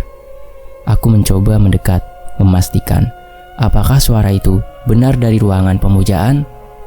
Saat mendekati ruangan itu, kulihat pintunya tak tertutup rapat. Kuintip melalui celah pintu itu, dan betapa kagetnya kulihat bapak sedang bercumbu mesra dengan sosok wanita berbadan seperti kadal. Dari perut sampai kepala seperti wanita yang sangat cantik, dengan rambut panjang dan bermahkota. Badannya tidak menggunakan kain selai pun. Dari perut ke bawah berbentuk seperti ekor kadal, dengan kulit seperti kadal. Dan ternyata yang membuat suara gaduh itu ekor dari sosok itu yang mengayun ke sana kemari, sehingga mengenai perabotan yang ada di ruangan itu. Karena aku kaget, tak sengaja pintu ruangan itu terdorong. Krak. Bapak dan sosok itu yang sedang asyik menikmati ciuman kaget melihatku dengan tatapan amarah dan mengerikan. Mereka berdua menatapku. "Sedang apa kamu di sini?" teriak bapak. Maaf pak, aku nggak sengaja," jawabku sambil menundukkan kepala. Keringat dingin bercucuran di wajahku. Untung saja saat itu aku tidak mengompol. Yang kutakutkan bukan bapak yang berteriak dan marah, tapi sosok itu. Sosok itu berubah wajahnya menjadi sangat mengerikan sambil berkata, "Noto." Pranoto nama bapak mertuaku. "Noto, kamu sudah tahu kan apa yang kuinginkan?" kata sosok wajah yang mengerikan itu. "Inggih Gusti Ayu, pangapunten," kata bapak mertua sambil bersujud. Tiba-tiba sosok itu menghilang. Dan tentu saja bapak marah sejadi-jadinya kepadaku. Tapi untung saja bapak tidak sampai main tangan seperti anaknya. Dia hanya mengancamku agar tidak memberitahukan perihal tadi kepada siapapun. Aku pun hanya mengangguk dan kembali ke kamar. Itulah malam yang tidak terlupakan. Sampai di malam-malam Jumat selanjutnya, suara gaduh itu masih ada, tapi pintu ruangan itu tertutup rapat. Apakah ibu mertuaku dan suamiku tahu tentang bapak yang seperti itu? Aku tidak mau ikut campur lagi. Bisa-bisa nanti nyawaku yang melayang jika berurusan dengan bapak dan sosok itu. Biarlah itu menjadi urusan mereka saja. Akhirnya aku dan suamiku sampai di rumah kakak tertuaku. Ternyata Simbok sudah menungguku sedari tadi. Pelukan hangat itu kembali kurasakan. Satu persatu keluargaku salami dan kupeluk. Keluargaku sampai saat ini belum ada yang tahu dengan watak suamiku. Ya mereka tahu suamiku orang yang baik. Walaupun dia tidak bekerja, keluargaku tak pernah sedikit pun menggunjingnya. Saat sedang asyik bertegur sapa dengan sanak saudara, aku melihat raut wajah suamiku. Sepertinya dia sudah menahan marah. Dia hanya duduk sendirian di dekat pintu. Daripada nanti keluarga tahu tabiat suamiku, akhirnya aku memutuskan untuk pulang. "Aku langsung pulang dulu ya mbok," pamitku pada Simbok. "Dah kan nembe teko, makan dulu nduk." Simbok menawariku makan. "Dah usah mbok, perutku lagi ndak enak rasanya," aku beralasan. Padahal sebenarnya memang dari tadi aku menahan mual. "Kamu sakit nduk?" tanya Simbok khawatir. "Mboten mbok, iki keselen wae," jawabku menenangkan. "Kayaknya kamu ngisi Mar," teriak pamanku yang ternyata sedari tadi memperhatikan percakapan kami. "Isi nasi ya Lek," jawabku sambil tersenyum. "Hus, kudune dijawab amin toh." Simbok menyela. "Boleh ngobrol berdua Mar?" pinta paman. "Ono apa to Lek? Di sini aja kan ndak apa-apa," pintaku. "Ayo, wes ndang melu aku," ajak paman. Aku mengiyakan ajakan paman dan mengikutinya dari belakang. Kulihat suamiku pun tak tahu aku pergi mengikuti pamanku. "Ini buat pegangan kamu," kata paman sambil memberikan sebuah gelang dengan ada kayu ukiran tengahnya. "Pegangan apa sih Lek?" Aku ndak butuh kayak gini. Masih ada Allah yang jaga aku, jawabku menolak halus. Pamanku yang satu ini memang memiliki kemampuan tentang hal mistis. Beliau adalah adik bungsu dari simbokku. Dalam keluarga, pamanku termasuk salah satu yang mendapat keturunan dari Mbah Buyut, bisa melihat mereka. Bedanya denganku, pamanku menekuni dan mempelajari kemampuan itu, sehingga bisa dibilang beliau termasuk orang bisa, dan sering dimintai tolong oleh warga sekitar, atau bahkan orang dari luar kota kami bila berhubungan dengan hal gaib. Wes, pegang aja Mar, biar Palik bisa memantau kamu. Tak lihat-lihat, suamimu dan keluarganya juga bukan orang yang biasa, terang pamanku. Aku tidak kaget dengan perkataan paman barusan. Ya, karena memang aku sudah melihat yang dilakukan mertuaku. Pokoknya kamu hati-hati Omar, jaga kandungan kamu, pesan paman. Aku hanya bengong. Siapa juga yang hamil, Lek? Batinku. Aku begitu yakin tidak hamil, karena jadwal haidku masih 1 minggu lagi. Setelah selesai, aku dan suamiku pamit pulang. Kakak iparku tak lupa memberi kami beberapa bungkusan makanan. Aku hendak menolaknya, tapi aku takut keluargaku tahu yang sebenarnya dan akan merasa kecewa nantinya jika aku menolaknya. Akhirnya aku menerimanya. Wajah suamiku sudah terlihat merah padam. Sungguh sangat mengerikan. Sebulan sudah berlalu setelah acara itu. Kegiatan dilakukan seperti biasa. Aku bekerja, suamiku yang suka mabok dan judi, serta mertuaku yang masih rutin melakukan ritual. Gangguan yang kualami di rumah itu pun semakin sering kudapatkan. Aku sampai merasa sudah terbiasa dengan hal itu. Mau bercerita, mengeluh, ataupun menangis, sudah tak ada lagi orang yang bisa kuajak berkeluh kesah. Hanya Allah tempat bersandarku. Aku kenapa belum haid juga ya? Coba nanti pulang kerja aku mampir apotik beli tes kehamilan, gumamku dalam hati. Pagi ini aku merasa sangat malas untuk beraktivitas. Inginku hanya tiduran saja. Baru saja berpikir seperti itu, dari luar kamar sudah terdengar teriakan ibu mertua yang memanggil untuk segera disiapkan sarapan. Ya, memang pagi ini aku terlambat bangun. Siap-siap bakalan kena omel lagi deh ini. Berutuku kesal. Saat hendak beranjak dari tempat tidur, tiba-tiba kepalaku terasa pusing dan pandanganku gelap. Akhirnya aku pun terjatuh tak sadarkan diri. Saat terbangun, aku melihat sekeliling. Ini seperti di sebuah klinik. Dan benar saja, ternyata suami dan mertuaku membawaku ke klinik terdekat. Tapi tatapan mereka saat tahu aku sudah sadar sangat tidak enak dilihat. Apakah aku melakukan kesalahan ya? Kok pandangan mereka seperti melihat musuhnya saja? Pikirku yang sedikit begidik ngeri melihat tatapan mereka. Kamu sudah sadar, Mar? Tanya suamiku. Iya sudah mas, aku kenapa ya? Tanyaku penasaran. Sudah bahas nanti saja di rumah. Ayo sekarang kita pulang, perintah suamiku. Dadi wong kok ngerepoti, gerutu ibu mertuaku. Sesampainya di rumah, suamiku langsung melempar sebuah kertas di hadapanku. Ini apa, Mar? Bisa-bisanya kamu hamil? Selamat, teriak suamiku. Hah? Aku hamil? Terus memangnya kenapa? Aku hamilkan ada kamu, mas, suamiku. Aku hamilkan juga ini anakmu, teriakku tak kalah kerasnya. Aku belum mau punya anak, Mar. Bukannya selama ini sudah kusuruh kau minum obat setiap malam? Amarah suamiku meluap-luap. Aku memang disuruh meminum obat setiap malam oleh suamiku. Awalnya aku tak tahu itu obat apa. Ternyata setelah aku cek dan cari-cari info, itu adalah pil untuk KB. Aku memang kadang lupa untuk meminumnya. Dan aku juga tak berpikir akan diberi keturunan secepat ini. Kalaupun diberi cepat, terus memang kenapa? Ini kan rezeki dari Allah. Aku pun sudah bersuami. Walaupun suamiku pengangguran, aku masih sanggup membiayai anak ini nantinya. Dalam lubuk hatiku yang terdalam, juga aku ingin agar anak ini bisa merubah perangai suamiku. Siapa tahu nanti dia bisa sadar. Tapi ternyata semuanya tidak sesuai dengan kehendakku. Cepat gugurkan kandunganmu, perintah suamiku. Iya benar kata suamimu, Mar. Gugurkan saja mumpung masih kecil. Aku tak mau punya cucu dari rahimmu, timpal ibu mertuaku yang ikut-ikutan memojokkanku. Aku akan melahirkan anak ini dan aku yang akan merawatnya. Aku tidak butuh kalian, teriakku sambil berurai air mata. Aku langsung pergi menuju kamar. Di dalam kamar aku masih mendengar ibu mertua dan suamiku yang masih marah sambil menyalahkanku. Ibu akan menjagamu, nak, kuucapkan sambil mengelus perutku yang masih terlihat rata. Kehamilan ini membuat sangat kerepotan. Selain mabuk parah, aku juga sering mengantuk, yang mengakibatkan marahnya mertua dan suamiku. Di rumah aku tak bisa beristirahat. Di kantor dengan kerjaan yang menumpuk pun membuatku tak bisa beristirahat. Aku harus kuat demi anakku.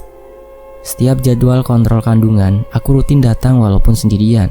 Dan dokter bilang pun semua baik-baik saja. Sampai memasuki usia kehamilan 4 bulan.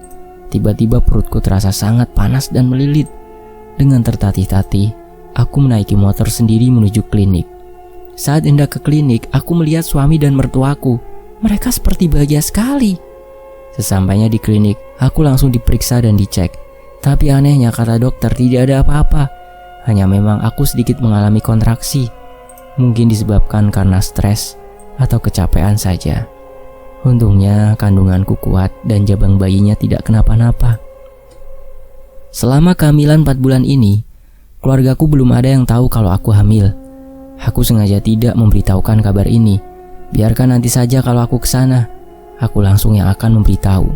Tapi tiba-tiba Pak Alekku menelpon. Assalamualaikum, piye kabarin Duk? Sehat? Kandunganmu piye? Tanya Pak Alek.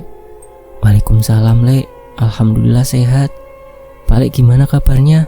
Kok tahu aku hamil? Tanyaku heran. Lah waktu itu kan sudah dikasih tahu. Kamu saja yang tidak percaya sama Pak Alek. Jelas Pak Alek. Iya Lek, ngapurone yo Lek. Aku minta maaf. Simbok jangan dikasih tahu dulu, biar nanti aku saja yang ngasih tahu, pintaku pada Pak Alek. Iya Nduk, gelang yang tak kasih jangan sampai dilepas ya. Pokoknya pakai terus. Pak Alek mengingatkan. Iya Lek, jawabku. Setelah insiden perut yang melilit dan panas itu, hampir setiap malam aku selalu bermimpi aneh. Di dalam mimpiku aku melihat ada sosok perempuan jelek yang selalu memperhatikanku. Dan setiap perempuan itu hendak mendekatiku, dia langsung terpental dan kesakitan. Dalam kesakitan itu, pasti perempuan itu akan bilang, "Anakmu wes sungguh aku." Aku terbangun dengan nafas yang bergemuruh. Mimpi apa ini? Siapa sosok itu? Kenapa dia terus berkata seperti itu? Aku menengok ke sebelah kasur. Ternyata suamiku belum pulang dari kebiasaan buruknya. Aku sebenarnya sudah sangat muak sekali dengan sikap dan kebiasaan suamiku itu. Tapi apa mau dikata, kekesalan itu hanya bisa berada di dalam hati saja. Tidak berani sedikit pun aku membantah, apalagi memarahinya. Mumpung masih jam 3 pagi, lebih baik aku sholat tahajud saja, agar hati ini menjadi lebih tenang. Siapa tahu, mimpi itu hanya bunga tidur saja, atau dari pikiranku yang kalut karena calon bayi ini belum diterima ayahnya sendiri. Seperti biasa kalau hendak wudhu, aku harus ke kamar mandi yang berada di dekat kamar pemujaan itu. Tumben tenang sekali malam ini. Hawa dan rasa takut atau merinding dari kamar itu dan dapur pun tidak ada. Oh, mungkin mereka sudah pergi kali, gumamku dalam hati. Selesai sholat, aku lihat waktu subuh masih lama. Aku ingin tiduran lagi. Badan terasa sangat lelah dan sakit. Kalau sedang merasakan sakit begini, ingin sekali aku pulang ke rumah Simbok. Sudah pasti aku akan dimanjanya selalu. Aku coba memejamkan mata, berharap bisa tertidur lagi, walau hanya sekejap. Dan ternyata suamiku pulang. Kenapa pagi sekali pulangnya Mas? Tanyaku yang sudah pasti aku tahu jawabannya. Sudah, diam kamu, bentaknya dengan mulut bau alkohol, membuat sedikit ingin muntah.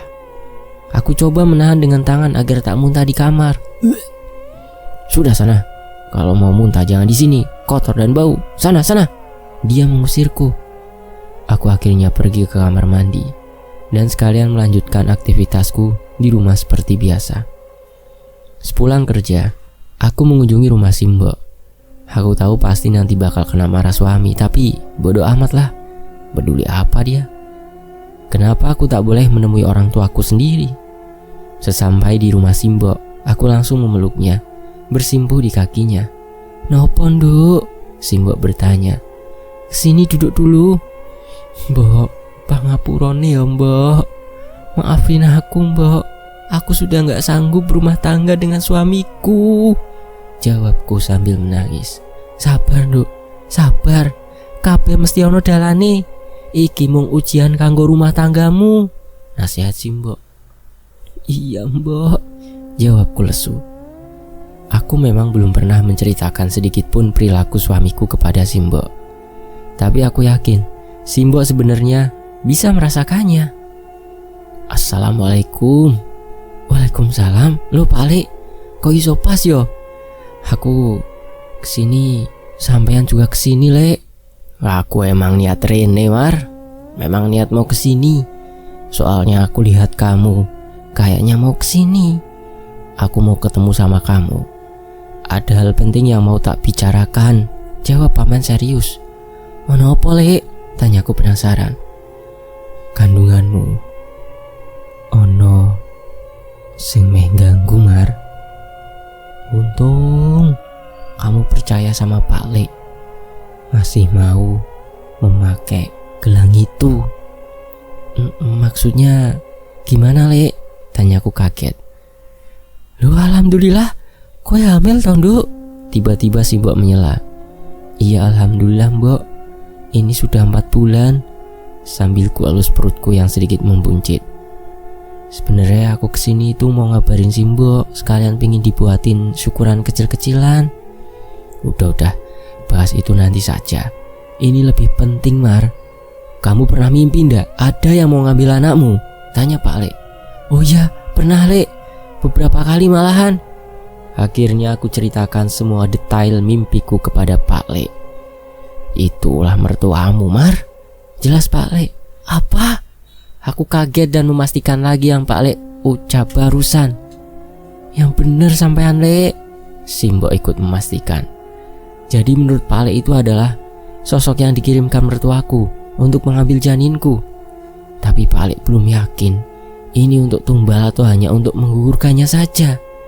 Karena setelah aku ceritakan semuanya dari awal menikah sampai sekarang, perlakuan suami dan mertuaku, Pak Lek jadi tahu bahwa keluarga suamiku menolak bayi ini, dan Simbok hanya bisa mengelus dada dan menangis.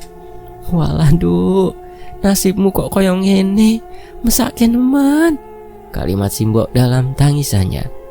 Aku pun menangis, mengingat semua perilaku suami dan mertuaku.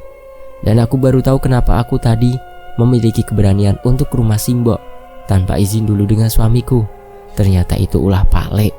Pak Lek yakin karena ada hal janggal pada diriku. Aku masih tertegun mendengarkan semua penjelasan dari Pak Lek.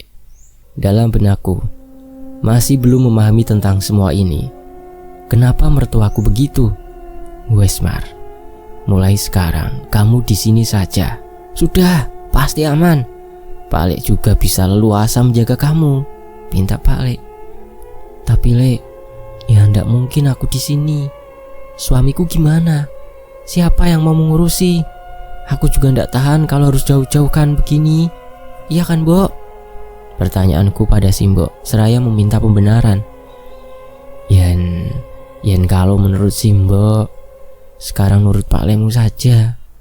Simbok ndak kuat jika kamu di sana diperlakukan seperti itu, Nduk, sahut Simbok menjelaskan.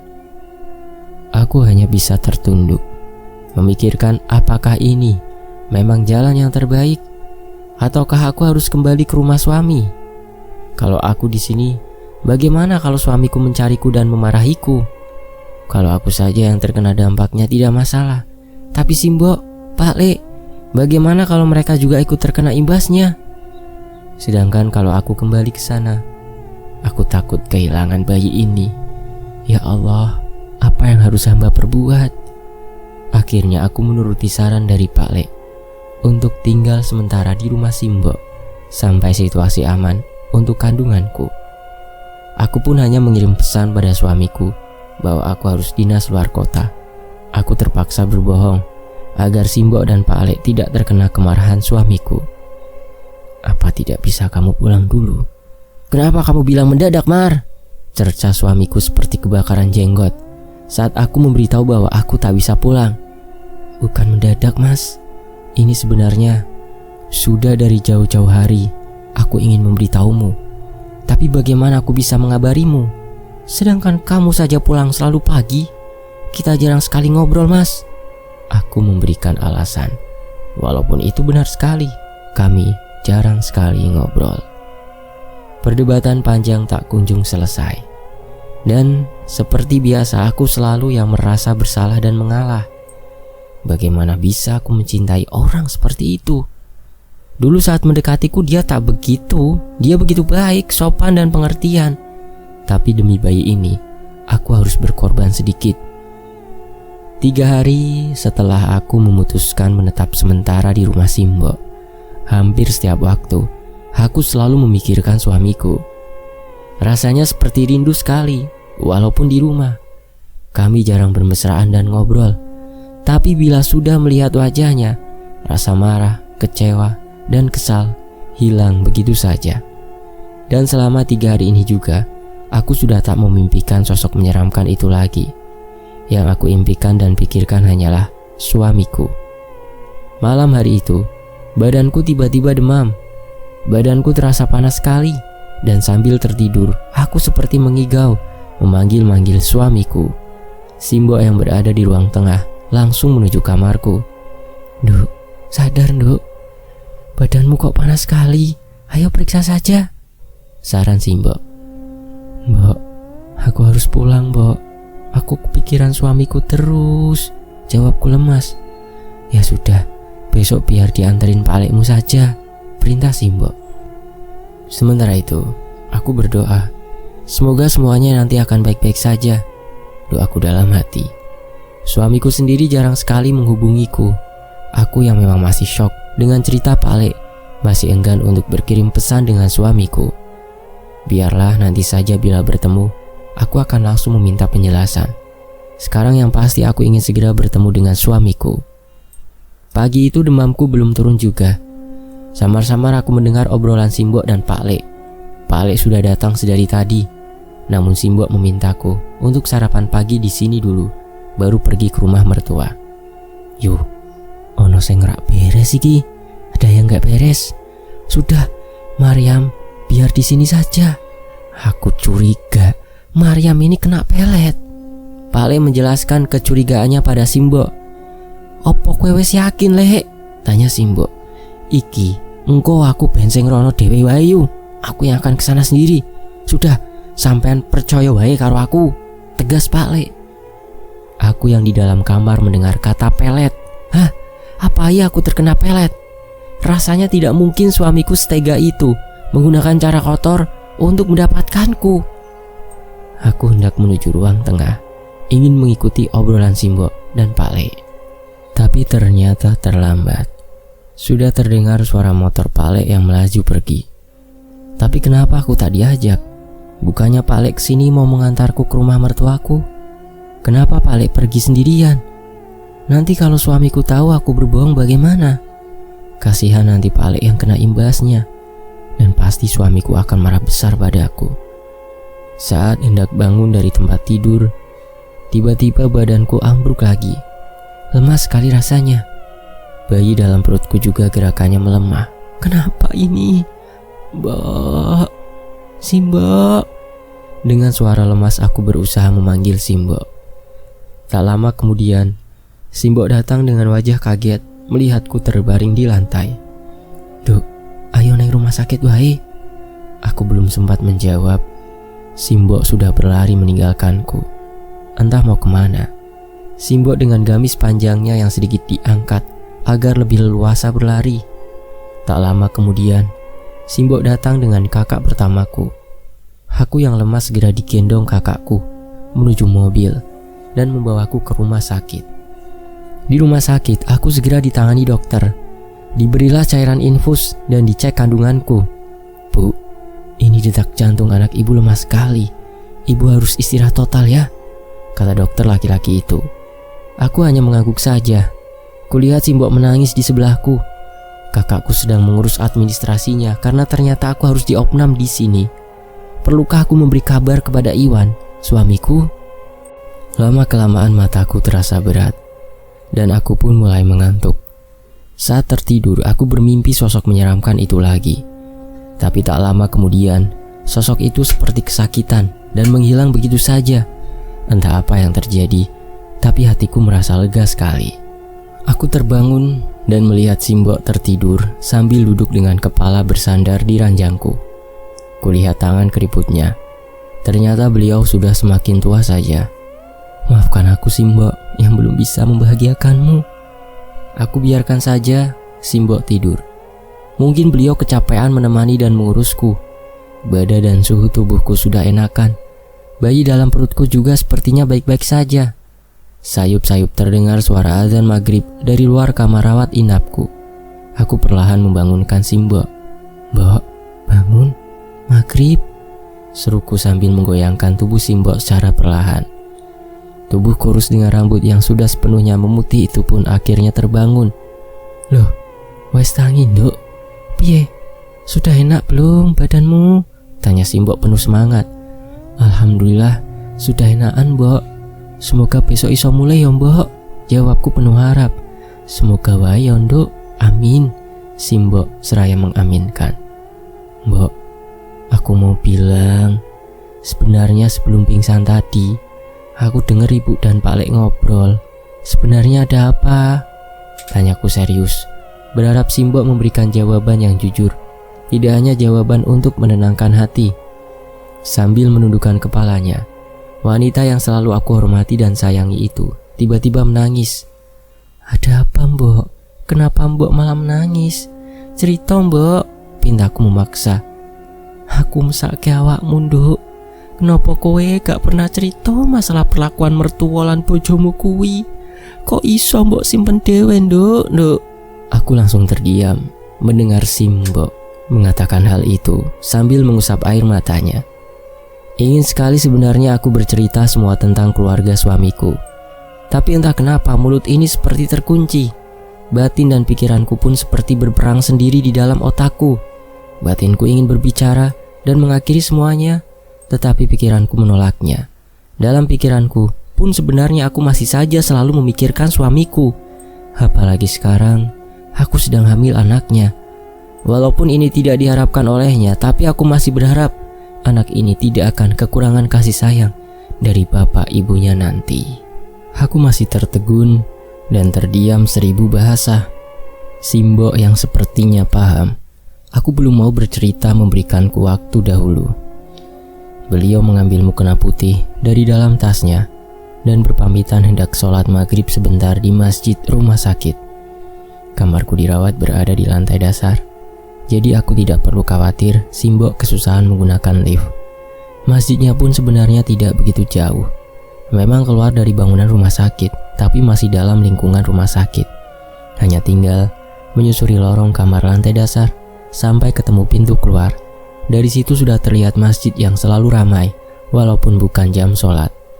Banyak sekali keluarga pasien ataupun para orang-orang yang hendak atau sudah membesuk.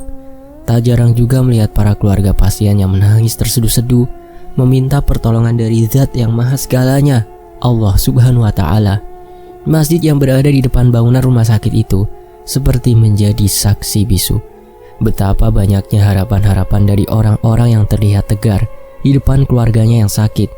Tapi menangis dalam doa di tempat suci itu tak ayal juga para keluarga pasien yang tertidur pulas di serambi masjid setelah melaksanakan kewajibannya untuk mengisi tenaganya lagi.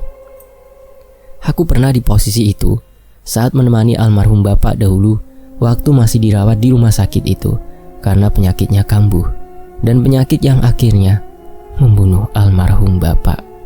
Cerita masa lalu yang begitu menyedihkan bila diingat kembali.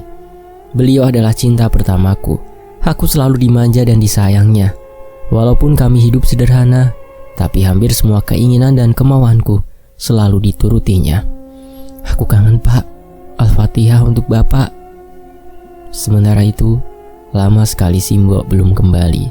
Mungkin sepertinya langsung sekalian jamaah sholat isya. Sembari menunggu Simbok, aku membuka handphone yang sedari tadi tergeletak di meja sebelah ranjang tidur. aku membuka WhatsApp dan banyak sekali panggilan tak terjawab serta pesan dari Iwan. Iya, aku hampir lupa mengabari suamiku. Pasti dia nanti khawatir, mungkin lebih tepatnya marah. Dan benar saja. Baru aku mau menelpon, tiba-tiba handphoneku bergetar dan tertera nama suamiku di layar handphone. Halo, assalamualaikum, salamku. Dari ujung telepon terdengar suara dengan nada tinggi. Kamu kemana saja? Kenapa tidak angkat teleponku? Maaf mas, tadi aku pingsan. Ini sekarang aku ada di rumah sakit, jawabku. Rumah sakit mana?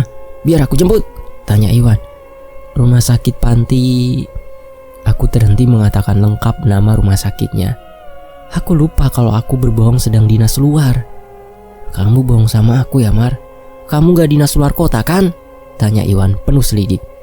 Aku hanya bisa berkata, maaf. Telepon pun berakhir. Iwan memaksa akan menjemputku kemari. Aku pun seperti tak berdaya. Di satu sisi aku sangat bahagia Iwan mau menjemput. Di lain sisi aku sebenarnya juga lelah dengan sifatnya. Suara pintu terdengar. Ternyata Simbok sudah datang dari masjid. Mbok, wes maem? Tanyaku khawatir. Wes nduk. Piye? Dokter mau wes rene durung? Tanya Simbok. Sudah mbok.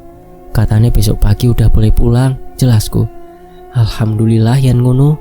Mau palek ngabari jare bar kecelakaan, kata Simbok lesu. Hah? Lah terus piye mbok? Parah? Tanyaku penuh khawatir. Katanya ndak apa-apa nduk, cuma lecet-lecet wae, jawab Simbok. Dalam hati aku bertanya-tanya, sebenarnya apa yang terjadi? Menurut Palek, beliau mengalami kecelakaan setelah pulang dari rumah Iwan. Saat itu Palek merasa rem motornya seperti tak berfungsi, hingga akhirnya menabrak sebuah pohon di pinggir jalan. Untung pada saat itu Palek tidak mengendarai motornya begitu cepat. Padahal Palek rutin servis motor setiap bulan. Dan lebih anehnya lagi, setelah kecelakaan motor itu terjadi dan rem motor dicek kembali ternyata berfungsi normal. Ulah siapakah ini? Pagi itu Simbok sudah berkemas. Aku juga sudah selesai mandi. Hari ini adalah jadwal aku pulang. Keadaanku sudah jauh membaik. Duk, kamu yakin ndak mau pulang bareng ibu? Tanya Simbok penuh ragu karena tahu aku akan dijemput Iwan, suamiku, dan langsung kembali ke rumah Iwan. Iya mbok, dia masih jadi suamiku. Aku harus balik ke sana mbok, jawabku penuh keyakinan. Yen ono opo-opo langsung kabari Simbok ya nduk, perintah Simbok dengan wajah penuh khawatir. Iya mbok, jawabku. Tak lama terdengar suara pintu dibuka. Ternyata itu Iwan. Iwan datang terus langsung mencium tangan keriput Simbok. Tanpa basa-basi menanyakan kabarku atau Simbok dahulu, Iwan langsung menyuruhku bersiap untuk pulang. Katanya urusan administrasinya sudah diurus. Simbok yang seperti mengerti dengan keadaan dan sifat Iwan pun melihatku dan hanya mengangguk untuk mengiyakan ajakan Iwan. Aku yang seperti tak berdaya mengikuti saja perkataan Iwan. Simbok nanti akan dijemput oleh kakak pertamaku. Tadinya Palek yang akan menjemput Simbok, tapi Simbok melarang karena lukanya saja belum kering. Walaupun hanya lecet, tetap saja pasti itu terasa sakit dan perih. Sebenarnya maksud Palek yang akan menjemputku adalah agar bisa menahanku untuk tidak ikut dengan suamiku lagi.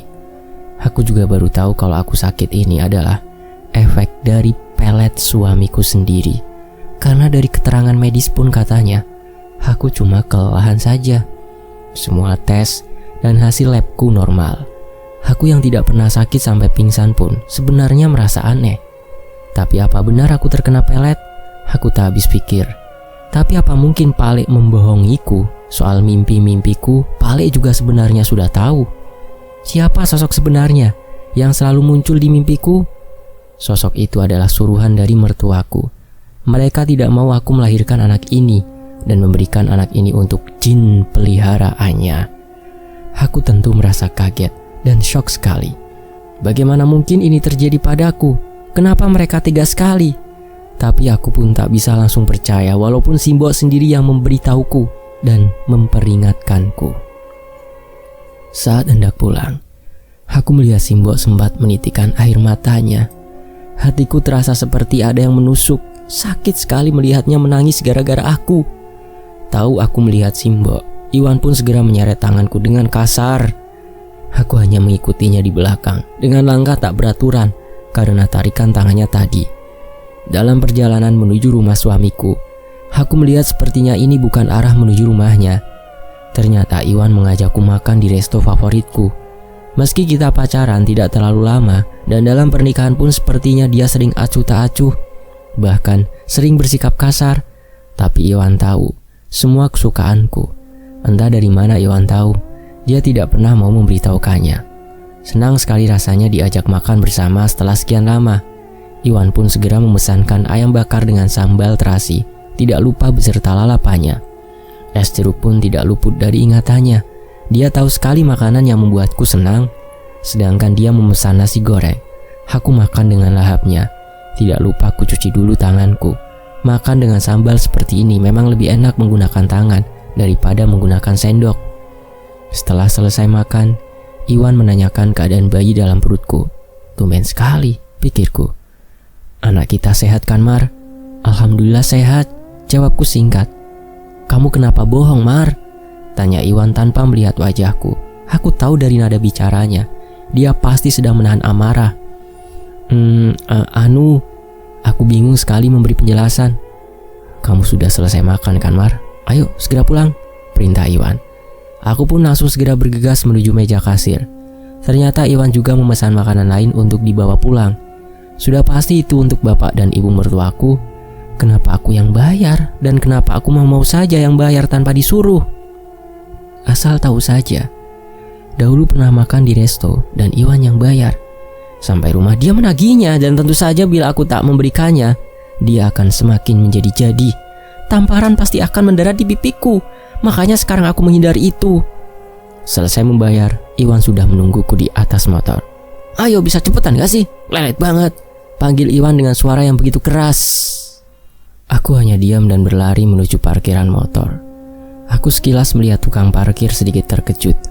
Mungkin dia kaget melihat seorang wanita hamil dibentak dan berlari-lari. Di atas motor kami berdua hanya terdiam. Sesampainya di rumah bapak dan ibu mertua sudah menunggu di ruang tamu. Aku pikir dia menyambut dan menungguku, tapi ternyata yang keluar dari mulutnya hanya bertanya tentang makanan. Lama banget sih, Wan, ibu sudah lapar ini. Toko juga sudah terlalu lama ditinggal, kata ibu mertua sedikit berteriak. Kulihat Iwan segera menyodorkan 2 bungkus ayam goreng. Lagian kamu tuh ya gimana sih, Mar? Pakai acara pergi segala, masuk rumah sakit pula. Kayak gini kan Iwan juga yang repot, mesti susulin kamu ke sana. Ceramah ibu mertua sambil membawa bungkusan ayam goreng ke dapur, disusul bapak mertua. Lagi-lagi aku hanya terdiam dan segera masuk kamar. Aku langsung ganti pakaian dan bersiap mencuci baju dan beres-beres rumah. Saat hendak keluar membuka pintu kamar, Iwan langsung masuk kamar, mendorongku dan menutup pintu. Sudah tahu pasti yang terjadi, Iwan hanya ingin nafsunya terpenuhi tanpa peduli dengan keadaanku.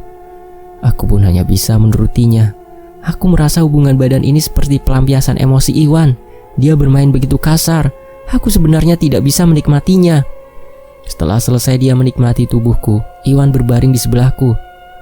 Pak Lekmu jangan sampai kesini lagi kalau masih mau nyawanya selamat, ucap Iwan begitu mengerikan.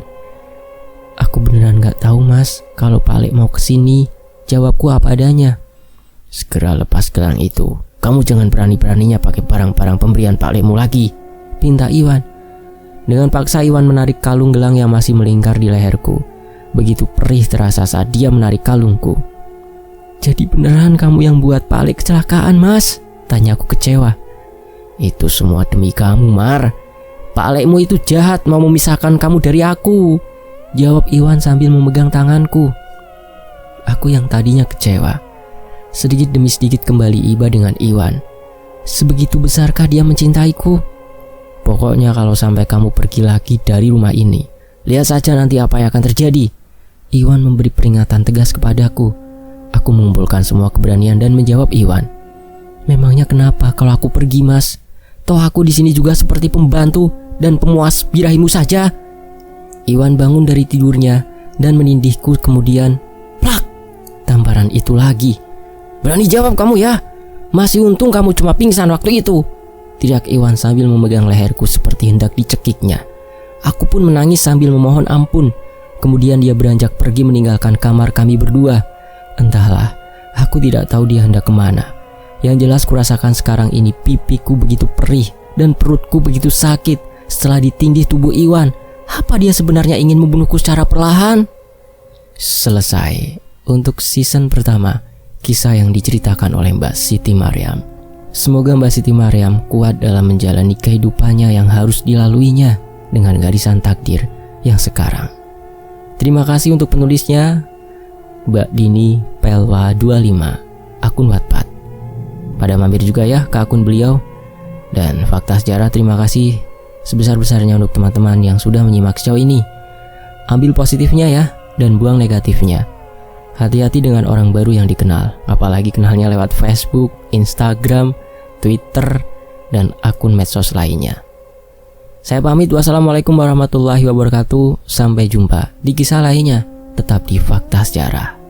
Semoga Mbak Siti Maryam bisa ngelanjutin kisahnya ya. Dan tentunya Fakta Sejarah juga bisa membacakannya. Semoga saja ya, kalau kuat. Kalau nggak kuat nggak usah Mbak Maryam. Sampai di sini saja kita bisa petik positifnya kok. Nggak usah terlalu dipanjangin lah Mbak ya. Semoga sampean dalam keadaan baik Mbak.